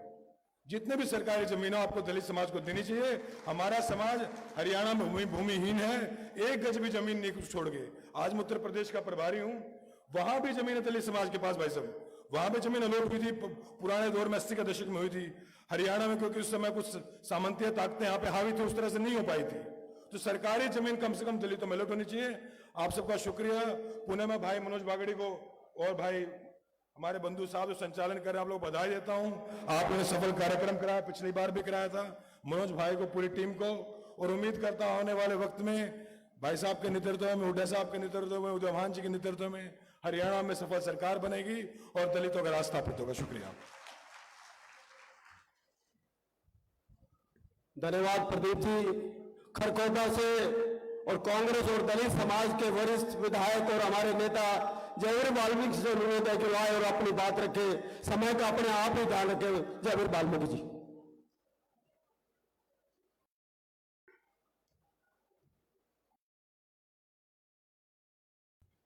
जय भीम। आज ऐसे सम्मेलन है, सभी वरिष्ठ कार्यकर्ता हैं जो कि फील्ड में लड़ाई लड़ते हैं, और आज उसी के ऊपर चर्चा है, तो थोड़ा जोश दिखाइए। जय भीम। धन्यवाद। अभी आपके सामने सभी वक्ताओं ने, बावरिया जी ने, सभी ने स्पष्ट तौर पे आज का जो दिशा निर्देश दिए हैं उस पर गौर करने वाली बात। देखिए, ये बात सही है कि 70 साल से संविधान की लड़ाई लड़ते आ रहे हम, जो कि पूरे देश का, हर बिरादरी का, हर धर्म का फर्ज बनता। लेकिन आज इसके बारे में सिर्फ कांग्रेस और दलित समाज ही क्यों सोचे? सबका फर्ज बनता है इसके लिए, क्योंकि सबके लिए बाबा साहब भीमराव अंबेडकर जी ने अधिकार दिए हैं। तो इसलिए हमारा सबसे पहले फर्ज क्यों बनता है? क्योंकि जब भी कोई बात आती है तो हमारे अधिकारों के ऊपर ठेस पहुंचती है कि गरीब समाज को कि कोई फायदा ना मिले। लेकिन कांग्रेस ने हमेशा कोशिश की है कि दलित समाज को सही फायदा पहुंचना चाहिए। लेकिन मैं तो उन विचारों का आदमी हूं कि बाबा साहब भीमराव अम्बेडकर ने उस टाइम तो ठीक कहा था कि संघर्ष करो, लेकिन कब तक संघर्ष करेंगे? इसलिए मैं तो इतना कहूंगा, इस दलदल से ऊपर उठना है तो ये बैसाखी छोड़ो और सिर्फ अच्छी एजुकेशन की तरफ ध्यान दो। हमारे पास दो ही रास्ते हैं, एक तो अच्छी एजुकेशन और दूसरा पॉलिटिक्स। अच्छी एजुकेशन लेंगे हमारा समाज तो आयुष ऑफिसर बनेगा, HCS बनेगा। अगर सामाजिक सोच के साथ राजनीति में आते हैं, जैसे बावरिया जी ने कही कि संगठन के साथ, तो यही रास्ते हैं। ब्लॉक से शुरू होता है, जिले में, जिले से प्रदेश में, प्रदेश से ऊपर तक, और जो भी आगे संभावना जुड़ती है तो काम के ऊपर जुड़ती है। देखिए, मैं तो एक ही बात कहता हूं, सभी हमारे वरिष्ठ साथी बैठे ऐसी समाज के, देखिए इस बात की सोच रखो, वो मेरे जो काम करने का तरीका है, मेरा जो काम करने का तरीका है, जो मैंने अपने काम की लाइन खींची है, उसको छोटी मत करो। मेरे से अपने काम की लाइन ऊपर कर लो तो आपको अपने आप तरक्की हो जाएगी। ये सोचने लायक है। तो मैं ज्यादा लंबी चौड़ी बात नहीं करता हूं, इतना कहूंगा, देखिए प्रदेश में सामने हमारे लोकसभा चुनाव भी है, विधानसभा चुनाव भी, और आज प्रदेश में जिस तरह के हालात पैदा हुए, मैं हाईकमान का भी शुक्रगुजार हूं कि उन्होंने प्रदेश में हमारे प्रभारी अच्छे दिए हैं।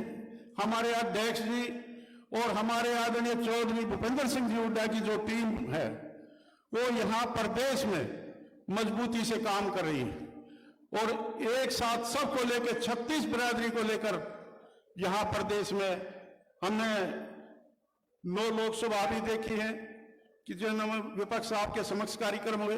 आज 36 बिरादरी के लोग इस बात को चाहते हैं कि आगे आने वाली सरकार चौधरी भूपेंद्र सिंह जी हुड्डा की हो, कांग्रेस की हो, ताकि इस प्रदेश का भला हो सके। तो ये चीजें रही बात हमारी सरकार, कांग्रेस की सरकार 2009 से 14 तक मैंने भी देखे, मैं साथ में था, CPS रहा हूं।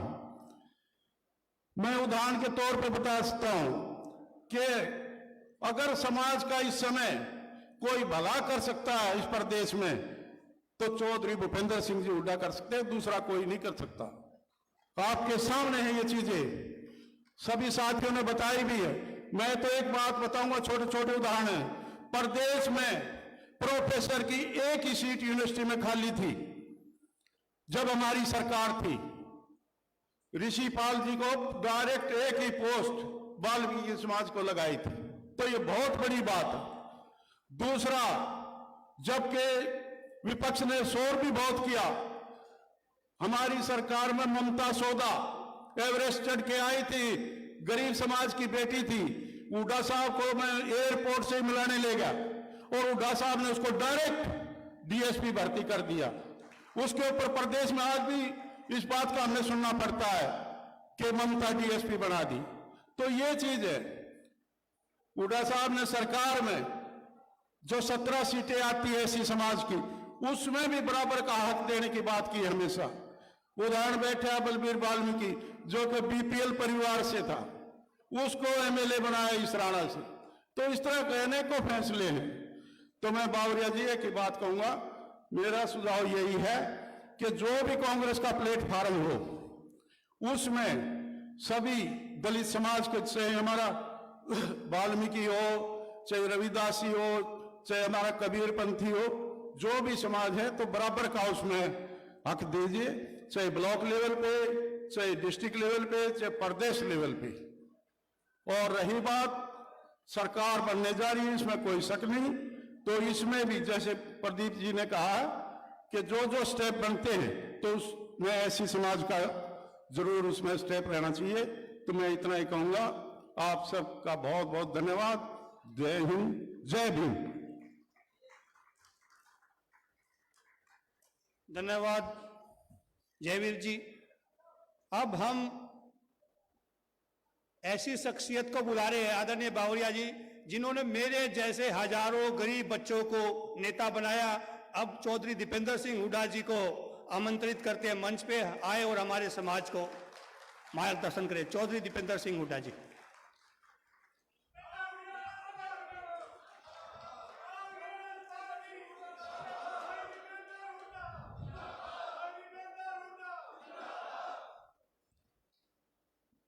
जय भीम।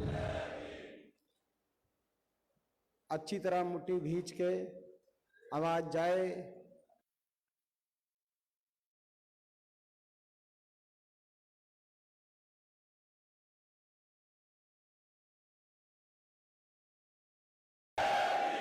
अब गई आवाज। हमारे बीच में हमारे आज आदरणीय अध्यक्ष चौधरी उदय भान जी की अध्यक्षता में और इस कार्यक्रम में हमारे प्रभारी दीपक बावरिया जी ने एक आदेश दिया है कि किसी के नाम नहीं लेने, सम्मानित मंच कहना है। तो हमारे दोनों हमारे प्रभारी जी और अध्यक्ष जी के दिशा निर्देश मानते हुए सभी समय बचाते हुए सम्मानित मंच, क्योंकि थोड़ा सा इसके बाद सभी से इंटरेक्शन, कुछ लोगों के जो प्रश्न हैं उनके उत्तर देने का प्रयास हमारे प्रभारी जी करेंगे, इंटरेक्शन करेंगे। मगर कुछ बातें आपके बीच में जरूर मैं समझता हूँ इस अवसर पे। आज ये हमारा दूसरा कार्यक्रम है पिछले 1-1.5 महीने में, जो हमारा जो एससी डिपार्टमेंट है कांग्रेस पार्टी का, उस द्वारा एससी डिपार्टमेंट द्वारा आयोजित ये कार्यक्रम। तो सबसे पहले सर्वप्रथम मैं सभी आयोजकों को अपनी ओर से बहुत बहुत बधाई देता हूं कि आज के इस सफल कार्यक्रम को दूसरी बार आज पूरे प्रदेश के एससी सेल से, एससी डिपार्टमेंट में जुड़े हुए लोग जो सक्रिय हैं, उन लोगों को यहाँ पे बुलाया गया है और आप सब पहुंचे हैं। मैं आपका धन्यवाद करता हूं कि कितने महत्वपूर्ण कार्यक्रम में आप लोग पहुंचे हैं। आप लोग वो लोग हो जिनके कंधे पर पूरे प्रदेश में जो एससी समाज की आउटरीच की जिम्मेदारी, जो हमारे प्रभारी जी का एक आउटरीच के प्रति उनका फोकस है, उस जिम्मेदारी को निभाने के लिए अगर सिपह सलार कोई होगा एससी समाज में प्रदेश में, आप लोग जो आज यहाँ इस सभागार में उपस्थित हैं, तो मैं आप सबका धन्यवाद करता हूँ, आभार व्यक्त करता हूँ और आप सबको ऐसे समय में यहाँ पे एकत्रित हुए हैं कि दिवाली की भी एडवांस में बहुत बहुत शुभकामनाएं देता हूँ, क्योंकि दिवाली भी जो है आज ये दिवाली मिलन ही मानो। आज के कार्यक्रम में बहुत सी बातें की गई। आज भाजपा की सरकार, और भाजपा की सरकार में हर वर्ग दुखी है, लेकिन एससी समाज पे विशेष तौर पे बड़ा प्रहार इस सरकार में किया गया, क्योंकि इनकी विचारधारा ही ऐसी है कि जो वंचित वर्ग है समाज का, उसके विपरीत इनकी विचारधारा है। हमारे भाई शीशपाल जी ने एक बात कही, मैं भी हर बार वो बात कहता हूं, बिल्कुल सही बात। कांग्रेस पार्टी का और एससी समाज का चोली दामन का रिश्ता और नाता है। कांग्रेस पार्टी का और एससी समाज का चोली दामन का रिश्ता और नाता है। जब जब एससी समाज ने कांग्रेस पार्टी को आशीर्वाद दिया है, कांग्रेस पार्टी की सरकार इस देश में, हमारे प्रदेश में बनी, और जब जब किसी कारणवश एससी समाज कांग्रेस पार्टी से विमुख हुआ है, तो कांग्रेस को पराजय का सामना करना पड़ा है और किसी अन्य दल की को सत्ता मिली है। और अगर जब जब ये भी सत्य है और ये भी सत्य है, जब जब कांग्रेस पार्टी को पराजय का सामना करना पड़ा है, सत्ता से बाहर हुई है और किसी और अन्य दल की सरकार बनी, तब तब एससी समाज पे अत्याचार और एससी समाज के अधिकारों पे प्रहार हमारे देश में और हमारे प्रदेश में हुआ है। ये कांग्रेस पार्टी का एससी समाज का ये नाता रिश्ता रहा है। इसका उदाहरण हरियाणा में देखा जा सकता है। जितनी गरीब कल्याण की और एससी समाज की हक की योजनाएं चलाई जा रही थी कांग्रेस पार्टी की सरकार द्वारा, आते ही सरकार ने उन योजनाओं को धराशायी करने का काम किया। मुझसे पहले सबने उस पर चर्चा करी, चाहे वो अभी प्रदीप जी कह रहे थे 100-100 गज के प्लॉट वाली योजना थी जब अपनी सरकार थी, तो 3,92,000 परिवारों को 100-100 गज के प्लॉट आवंटित किए गए थे। हरियाणा प्रदेश में देश में एक उदाहरण बना। इंदिरा जी के बाद अगर किसी प्रदेश में 100 गज के प्लॉट आवंटित करने की कोई योजना आई तो वो हरियाणा के अंदर आई। जैसे ही खट्टर सरकार बनी उसी दिन वो योजना बंद हो गई। जहां प्लॉट आवंटित है उन कॉलोनियों में काम नहीं, जहां कब्जे नहीं मिले वहां कब्जा दिलाने का कोई प्रयास नहीं, और जो लोग वंचित रह गए क्योंकि योजना चल रही थी, जो लोग वंचित रह गए उनको आगे प्लॉट दिलाने का आगे कोई कार्रवाई हुई नहीं। सरकार द्वारा योजना समाप्त कर दी। आज हम संकल्प लेते हैं अगले हरियाणा दिवस पे, हरियाणा दिवस वाला सप्ताह भी 1 नवंबर को हरियाणा दिवस, अगले हरियाणा दिवस पे कांग्रेस पार्टी की सरकार बने हरियाणा में, और कांग्रेस पार्टी की सरकार बनते ही 100-100 गज की प्लॉट की स्कीम दोबारा से हरियाणा में लागू हो। जो लोग वंचित रह गए थे उनको 100 गज के प्लॉट मिले, जहां प्लॉट मिल गए थे उन कॉलोनियों का विकास हो, जहां कब्जे नहीं मिले वहां कब्जे मिले, और 100 गज के प्लॉट के साथ इंदिरा आवास योजना, प्रियदर्शनी आवास योजना की स्कीम दोबारा से हरियाणा में जो समाप्त कर दी इस बीजेपी सरकार ने, वो स्कीम दोबारा हरियाणा में शुरू हो, और उन प्लॉट्स पर सरकारी सहायता से 2 कमरे का मकान की आर्थिक मदद प्रदेश सरकार के माध्यम से दी जाए। ये हम संकल्प करते हैं। इसी रूप से जो वजीफे की स्कीम थी उसका भी जिक्र आया। 20 लाख बच्चों को किसी को आर्थिक मजबूरी की वजह से, किसी को शिक्षा में कोई बाधा ना आए, कोई आर्थिक मजबूरी की वजह से स्कूल में ड्रॉप आउट ना हो, सरकार ने आते उस स्कीम को भी काफी हद तक डाइल्यूट करने का काम किया। हमारी जब सरकार थी कांग्रेस की, 20 लाख बच्चों को अवसर मिलता था, उसको भी दोबारा से, जैसे ही सरकार बनेगी उसको दोबारा से मैं आग्रह करूंगा कि भाई उसको दोबारा से हम उसी रूप में और बढ़ाकर हरियाणा के अंदर लागू करने का काम हम करेंगे। इसी प्रकार से आप अंदाजा लगा सकते हैं इनकी नीयत का अंदाजा। मैं एक एक करके, शिक्षा का क्षेत्र, बाबा साहब का बहुत बड़ा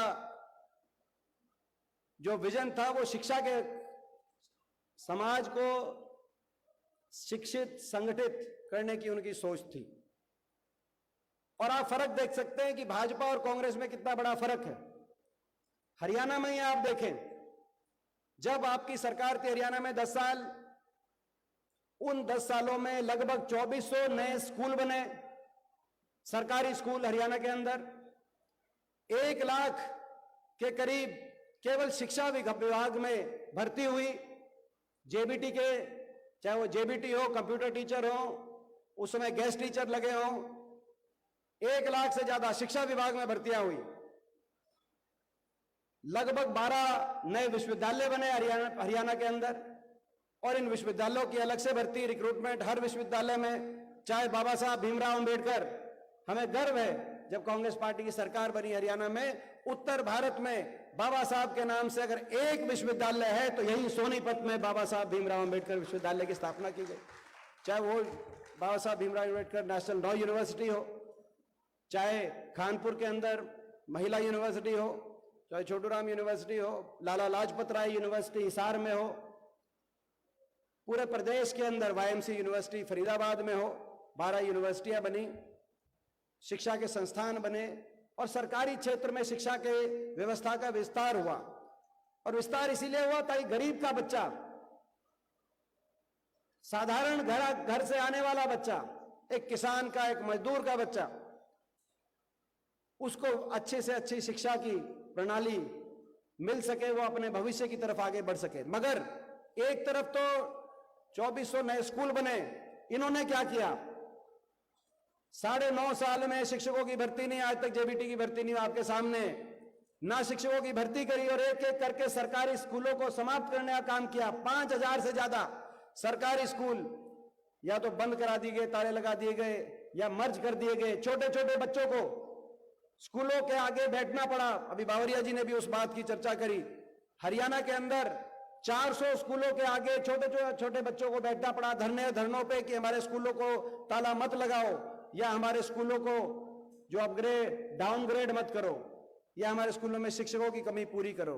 ये पिछले सेशन की बात है। अगले सेशन में और भी बुरा हाल होने जा रहा है, क्योंकि उसके बाद से भी कोई शिक्षक धीरे धीरे सरकारी शिक्षा की प्रणाली को, एक नई यूनिवर्सिटी की स्थापना नहीं, एक नया मेडिकल कॉलेज बनाया नहीं। कागजों में कह रहे हैं, बोल रहे हैं कि हर जिले में मेडिकल कॉलेज बनाए, 9.5 साल में हमने देखा नहीं कोई, ना यूनिवर्सिटी ना मेडिकल कॉलेज, और कॉलेज और जो स्कूल को बंद करने में लगे हुए हैं। और उसमें अगर चोट किसी पे है, जो भर्ती बंद कर दी शिक्षा विभाग में, वो चोट किसी पर है और ये जो स्कूल बंद कर दिए, तो ऐसी समाज पर, वंचित वर्ग पे, किसान पर, मजदूर पे, ग्रामीण आंचल में रहने वाले उन बच्चों पर, जो बच्चे मैं समझता हूं कि इससे सबसे ज्यादा प्रभावित हैं। आप अपनी इनकी नीति में आप इनका अंदाजा लगा सकते हैं। एक और उदाहरण, ऐसी कमीशन बना था कांग्रेस पार्टी की सरकार में, इस सरकार ने आते ही ऐसी कमीशन भंग कर दिया। आपके सामने अभी उदयभान जी प्रदेश अध्यक्ष जी उसके बार बार बात उठाते हैं, उसके बात को आपके सामने रखेंगे। एक और उदाहरण, सरकारी रोजगार देश में या तो समाप्त है, तो देश स्तर पे भी कहूंगा, देश में या तो समाप्त किए जा रहे हैं या उनको कच्चों में परिवर्तित किया जा रहा है।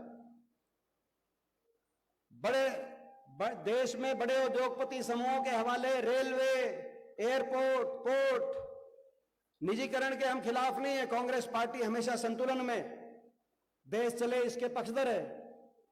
देश की अर्थव्यवस्था को निजी क्षेत्र के लिए ओपन करने वाली कांग्रेस पार्टी 1991 में रिफॉर्म हुए, लेकिन इस प्रकार से जितनी पीएसयूज और सरकारी क्षेत्र के अंदर सारी सर्विसेज को प्राइवेटाइज और बड़े उद्योगपति घरानों के हवाले किए कर सरकारी क्षेत्र की नौकरियों को समाप्त किया जा रहा है, उसमें अगर किसी का हक मारा जा रहा है, तो एससी समाज की बात हो, ओबीसी समाज की बात हो, आपका रोजगार में हक मारा। हरियाणा के अंदर कौशल निगम, ये क्या है कौशल निगम? कौशल निगम के माध्यम से पक्की नौकरियों कच्चों में कन्वर्टित किया जा रहा है, और कौशल निगम में कोई रिजर्वेशन की व्यवस्था नहीं है। ये तो सिस्टम बदलना चाहिए। अगली 1 नवंबर से हरियाणा में बदलाव होगा, कौशल निगम जाएगा और हरियाणा में पक्की भर्ती हर महकमे में दोबारा शुरू करने का काम। 2 लाख जो हरियाणा के जो 2 लाख पद या तो समाप्त कर दिए गए हैं या उनको कच्चों में परिवर्तित कर दिया गया है, सबको उनका अधिकार दिलवाकर पूर्णतः उनको पक्की भर्ती की तरफ लेके जाने का काम हरियाणा कांग्रेस पार्टी करेगी। ये हमारा संकल्प, आज हम इस तरह के संकल्प ले रहे हैं और ये कांग्रेस पार्टी है। अभी कहा, प्रदीप जी कह रहे थे, जगजीवन राम जी का उदाहरण दिया, ये कांग्रेस पार्टी है जिन्होंने फैसला किया कि देश के संविधान को रचने की कलम और किसी के पास जाएगी तो बाबा साहब अंबेडकर जी के हाथों में वो कलम जाएगी, क्योंकि सबसे काबिल पूरे देश में, अगर उस समय कोई सबसे काबिल व्यक्ति के रूप में किसी ने अपनी पहचान बनाई तो बाबा साहब ने पहचान बनाई। कांग्रेस की सरकार थी और बाबा साहब के मैं सोच को प्रणाम करता हूं कि उन्होंने कहा कि पहले कानून मंत्री के रूप में उस समय नेहरू जी के साथ वो आए कि देश में मिलजुल के हम चलेंगे, और ये कांग्रेस की भी सोच को मैं प्रणाम करता हूं कि कांग्रेस ने ये दूरदर्शिता दिखाई कि बाबा साहब को वो अधिकार, और मैं इस बात पे मुझे गर्व है कि उस संविधान निर्माती सभा के सदस्य के रूप में मेरे स्वर्गीय दादाजी रणबीर सिंह जी को भी बाबा साहब के साथ कदम से कदम मिलाकर उनके मार्गदर्शन में उसमें अपना योगदान, तो मैं एक विश्वास दिलाता हूं आपको, जो हमारे बाबा साहब के नेतृत्व में कांग्रेस पार्टी और हमारे देश के महापुरुषों ने उस संविधान की रचना करी थी, भाजपा कितनी कोशिश कर ले उस संविधान को 1 इंच भी हम हिलने नहीं देंगे। उस संविधान को बचाने के लिए हम सारी लड़ाई लड़ने का काम करेंगे। आज एक और बात आई कि जो अपनी कांग्रेस पार्टी की सरकार बने, एक सुझाव आए कि जनसंख्या के आधार पर अधिकारियों को, चाहे अधिकारियों की बात हो, आज मैं देखता हूं, ये सही बात है, आज मैं देखता हूं कि चाहे देश की कैबिनेट की बात हो, देश की कैबिनेट में एक भी महत्वपूर्ण कोई पद किसी एससी समाज के, ओबीसी समाज के, कोर्ट्स के अंदर मैं देखता हूं सुप्रीम कोर्ट की क्या परिस्थिति है, हाई कोर्ट की क्या परिस्थिति है, जजों में आज कितने जज एससी समाज से, ओबीसी समाज से, यहां तक कि जितने सेक्रेटरी लगे हुए हैं, अभी राहुल जी ने ओबीसी समाज को लेकर आंकड़े दिए थे, मगर एससी समाज के जितने प्रतिनिधित्व होना चाहिए है जी, तो 89 में केवल 3 बता रहे हैं। तो कहने का मतलब यह है कि आज ये व्यवस्था दूसरी रूप में ले गए, ये दूसरी दिशा में देश को लेके जाने का इन्होंने प्रयास किया। ये अच्छा सुझाव है और ये हमारे मैनिफेस्टो में होना चाहिए। और अब मैं मैनिफेस्टो की बात कहना चाहता हूं कि बहुत अच्छा सुझाव है। हमारे मैनिफेस्टो में कई चीजें, कई सुझाव आए। एक सुझाव ये बार बार आता है कि एससी कमीशन दोबारा बने। एक और सुझाव बड़ा अच्छा आया जो आज अभी नहीं कहा, लेकिन कुछ साथियों ने मुझे कई बार कहा है कि जो हमारे सफाई कर्मचारी हैं, इस बात पे हमें गर्व है कि कांग्रेस पार्टी की सरकार में हुड्डा साहब के समय 11,000 सफाई कर्मचारियों को एक कलम से उस समय भर्ती करने का काम कांग्रेस पार्टी ने किया था। आज वो अभी अधिकारों के लिए लड़ाई लड़ रहे हैं। ग्रामीण चौकीदार अपने अधिकारों के लिए लड़ रहे हैं। उनको पक्का करने की भी मांग है और उनको पक्का भी करेंगे। कांग्रेस पार्टी ही उनको पक्का करेगी, ये भी हम कहना चाहते हैं। वो पक्के भी, और मगर उनके अधिकार। तो एक और मांग आती है, ये भी मैं जो हमारी मैनिफेस्टो की कमेटी बनेगी उनसे हम लोग आग्रह करेंगे कि जैसे ऐसी कमीशन बने, एक सफाई कर्मचारी कमीशन भी हरियाणा के अंदर बनना चाहिए उनके अधिकारों के लिए। ये भी एक मैं समझता हूं सही। और मैनिफेस्टो के अंदर हमारा मैनिफेस्टो ऐसा मैनिफेस्टो हो, देश में उदाहरण दिया जाए कि अगर हर वर्ग की सही मांगे, ऐसी मांगे जो धरातल पे जिनकी आवश्यकता है, हर वर्ग की अगर किसी मैनिफेस्टो में है तो वो हरियाणा में कांग्रेस पार्टी के मैनिफेस्टो में है। इसके लिए मैं प्रभारी जी से और अध्यक्ष जी से मैं आग्रह करूंगा कि मैनिफेस्टो की जो कमेटी बने, जल्दी से जल्दी मैनिफेस्टो की हमारी कमेटी बने और उस कमेटी में प्रतिनिधित्व हर वर्ग को, हर वर्ग के काबिल लोगों को उसमें प्रतिनिधित्व मिले। वो मैनिफेस्टो की कमेटी पूरे प्रदेश में जाए, हर वर्ग से बात करे, हर वर्ग के सुझाव ले और वो सुझाव लेने के बाद एक ऐसा मैनिफेस्टो बने। हरियाणा प्रदेश में एक ऐसा मैनिफेस्टो हम लेके आए जिस मैनिफेस्टो की गूंज पूरे देश में जाए। ऐसा मैनिफेस्टो हरियाणा प्रदेश का तैयार किया जाए और उस मैनिफेस्टो में जो हमारा एससी डिपार्टमेंट है, वो डिपार्टमेंट भी सीधा सुझाव रखे और उस कमेटी के अंदर भी प्रतिनिधित्व इसी प्रकार से आप सुनिश्चित करें कि वो जो है हर जगह जाकर। एक और आंकड़ा आपके बीच में देना चाहता हूं, मेरे को दिया किसी ने। जो हरियाणा के अंदर ये सरकार है, खट्टर सरकार, इसने नुकसान तो सभी का कर दिया। आज जो प्रदेश विकास में नंबर 1 होता था, आज वो बेरोजगारी में नंबर 1 है, अपराध में नंबर 1 है, भ्रष्टाचार में नंबर 1 है, नशे में नंबर 1 पहुंचा दिया इन्होंने, हर घर में नशा। मगर क्राइम अगेंस्ट एससी 2014 में क्राइम अगेंस्ट एससी हरियाणा के अंदर 16.2 ये प्रति 1000 जनसंख्या के रूप में देखा जाता है। आज वो बढ़कर 38 यानी कि 2-2.5 गुना अपराध एससी समाज में हरियाणा में बढ़ा। और देश में 2014 में 15वें स्थान पे था हरियाणा क्राइम अगेंस्ट एससी में। 14 स्टेट्स थी जिसमें हरियाणा से ज्यादा क्राइम अगेंस्ट एससी था। आज वो 15वें स्थान से बढ़कर और दूसरे नंबर पे है पूरे देश में, दूसरे नंबर पे हरियाणा पहुंच गया क्राइम अगेंस्ट एससीज में। तो ये एक आप उदाहरण देख सकते हो इस सरकार के। इस तरह की कितनी बातें हम कहेंगे, शाम तक अगर चलेंगे, जितनी योजनाओं को इन्होंने समाप्त किया, क्या इनका रवैया है आप देख सकते हैं। और ये कांग्रेस पार्टी की सोच है।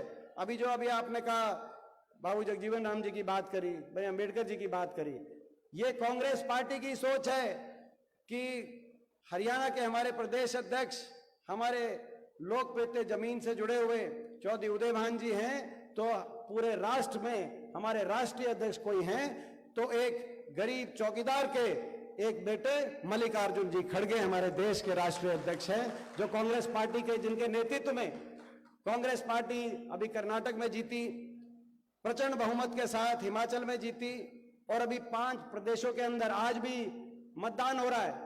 आज मतदान हो रहा है कई प्रदेशों के अंदर। मिजोरम में, छत्तीसगढ़ में मुझे पूरा विश्वास है कि जो 5 प्रदेशों में कांग्रेस पार्टी 5 प्रदेशों में ये जीत हासिल करेगी। बहुत अच्छा प्रदर्शन, बड़ी अच्छी रिपोर्ट आ रही है। राजस्थान तो मैं खुद अभी जाके आया हूँ, मध्य प्रदेश, तो बहुत अच्छी रिपोर्ट आ रही है।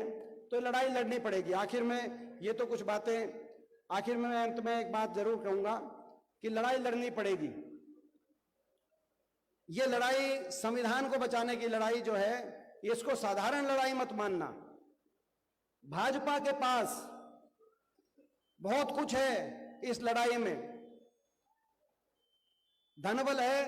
अभी एक आपने देखा कि भाजपा के बैंक अकाउंट में राष्ट्रीय स्तर पे उतना पैसा है जितनी देश की बाकी सभी पार्टियों का टोटल पैसा आप जोड़ दो, उससे 20 गुना ज्यादा पैसा अकेली भाजपा के पास है। सभी पार्टियों का, देश में जितनी और पार्टियां हैं, भाजपा के सहयोग दल हैं, उनके भी सबका जितना है, तो उससे 20 गुना ज्यादा ये भाजपा की स्थिति है। धनबल है इनके पास, मीडिया बल इनके पास है।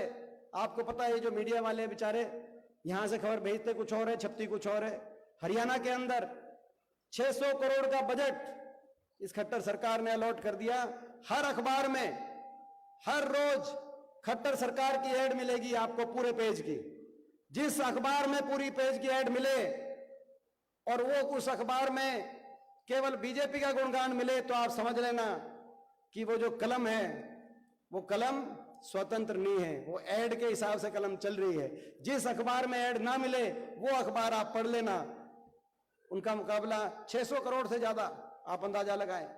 तो इनके पास धनबल है, इनके पास मीडिया बल है, इनके पास तंत्र बल है। सरकारी एजेंसियों का दुरुपयोग। राजस्थान में चुनाव चल रहा है, अशोक गहलोत जी के घर ईडी, डोटासरा जी का ईडी। छत्तीसगढ़ में चुनाव चल रहा है, भूपेश बघेल जी के पास ईडी। मध्य प्रदेश में कमलनाथ जी के घर पहुंची हुई है। दिल्ली में किनके घर पहुंची हुई है, दूसरी पार्टी के हैं, उनको जो है उनके अलग जो है उनकी अलग समझ है, उनके बारे में मैं ज्यादा नहीं कहना चाहता। देश में तमाम विपक्ष, कहीं भी विपक्ष की कोई प्रखर आवाज, कोई लड़ाई लड़ेगा, सोनिया जी को बुलाया, राहुल जी को बुलाया, हुड्डा साहब को बुलाया, कोई ऐसा बचा नहीं जो इनके निशाने पे ना हो कोई विपक्ष का। तो इनके पास बहुत कुछ है इस संविधान को बचाने के लिए। अगर हमारे पास कुछ है तो केवल आपका आशीर्वाद है, उस आशीर्वाद में आप कमी मत छोड़ना। नहीं तो ये समझो अभी चल रहा है, ये लोकतंत्र को बचाने की भी लड़ाई है, संविधान को बचाने की भी लड़ाई है। इसमें मुझे पूरा विश्वास है, आप सबका बहुत आशीर्वाद मिलेगा। हरियाणा के अंदर निश्चित तौर से जो हमारा एससी समाज है, उसको जागरूकता से कांग्रेस के साथ जोड़ने का हमारा आप मिलकर कार्य करेंगे। और उस कड़ी में एक बहुत अच्छी शुरुआत आज यहाँ पर हुई है। मैनिफेस्टो हमारा ऐसा बनेगा, जितनी आपकी बातें हैं उन सभी को मैनिफेस्टो में हम अच्छी तरीके से उनको शामिल करा पाएं, ऐसा आग्रह मैं प्रभारी जी से और अध्यक्ष जी से करूंगा। और अब मैं आग्रह करूंगा हमारे यशस्वी और लोकप्रिय अध्यक्ष, पूरे हरियाणा के वंचित वर्ग, किसान, मजदूर, गरीब, दलित की एक ऐसी आवाज जिन्होंने हमेशा आपकी लड़ाई पिछले कई वर्षों से पूरे प्रदेश में लड़ाई लड़कर आपके एक संघर्ष के प्रतीक के रूप में जिन्होंने अपनी एक पहचान बनाई, मैं आग्रह करूंगा